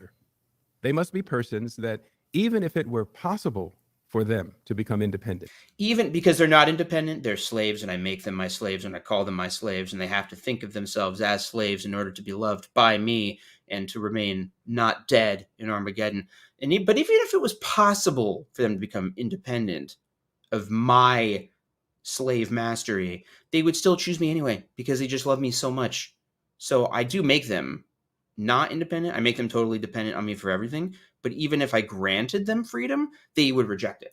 I don't trust them to actually do that. His sovereignty, because they know that his rulership is far wiser, more righteous, and better than any other. They know. They're not allowed to check or try anything else out, but they do just know that. So yes, we feel that there is no better ruler, there's no better sovereign than Jehovah. And even if we could become independent, we choose Jehovah as our sovereign because we... Wow, you can tell he's uncomfortable with that part. Even if we could become independent, we would choose not to. There's no better sovereign than Jehovah. And even if we could become independent, we choose Jehovah as our sovereign. Whoops. He almost said we choose not to be independent. This talk is not good for them. This is not good for them at all, because all the arguments they make in court about disfellowshipping and about reporting child sexual abuse to the police is that everybody in the church, as they would call it legally, everybody is independent and has the freedom to make their own decisions. Nobody is forced to accept anything. But this is a talk about how, no, if you want to be loved by Jehovah and be a true servant and be a member of this organization, you have to do things our way. You have to choose not to be independent. You can't be independent. You just said it. Because we know that Jehovah's way is best. So remember, the big issue is not what we want. It's about Jehovah's sovereignty. It's about doing what pleases Jehovah, conforming to the way Jehovah wants us to be. So in every aspect of our life, let us always look up in full recognition of Jehovah's sovereignty in our life. Embarrassing. Totally embarrassing. This guy works for the service department, so he's evil. He's actually an evil person. Wow. Well, I gotta say, I've been having a good old time because 2 hours and 13 minutes just flew by. Thanks for joining. It was super fun. That's kind of it. I actually need to get to editing. I think next week okay. This is the first September of the month. So I'm supposed to do my members only stream, but I think the once a month is going to have to be a flexible once a month, because I do need to finish editing this. I don't have it set up where my DaVinci Resolve can output sound when I stream. So I don't have the ability to stream myself editing. I need to get that set up. Maybe I can make that a goal, is to get like OBS Studio set up instead of StreamYard, so that I could actually stream myself editing, because that would be useful, be fun. And you guys can like pitch in and like give ideas for jokes and stuff. I've seen some YouTube poop editors stream their editing, which is I think that's a super fun idea. So thanks for watching, everybody, and let's see. What should we do? I did just want to play this because I want to play it more, and I keep forgetting to play it, and I think we need to, and we can play this. It makes sense because I think we have to condemn a lot of things that we heard today. I think we have to condemn fully their weird Irish tax aversion scheme. Condemnation. And that brings us into the condemnation corner. I think that we have to condemn Nance. Was it Robert Nance? That's the guy who talks like this for just being boring, just doing a really boring talk that was not worth our time. Condemnation. And then I think we have to condemn Anthony Griffin for giving a really bad, poorly argued fan fiction talk where he just made up a bunch of stuff and said, well, probably this is what the Bible means. And anyway, the point is that you have to obey us no matter what, okay? The point is that even if you had independence, which you don't, you would still choose us anyway. Condemnation. So we have to condemn all of those people. And I'm glad that we were able to do that. Goodbye, everyone. Let's go out with the classic intro.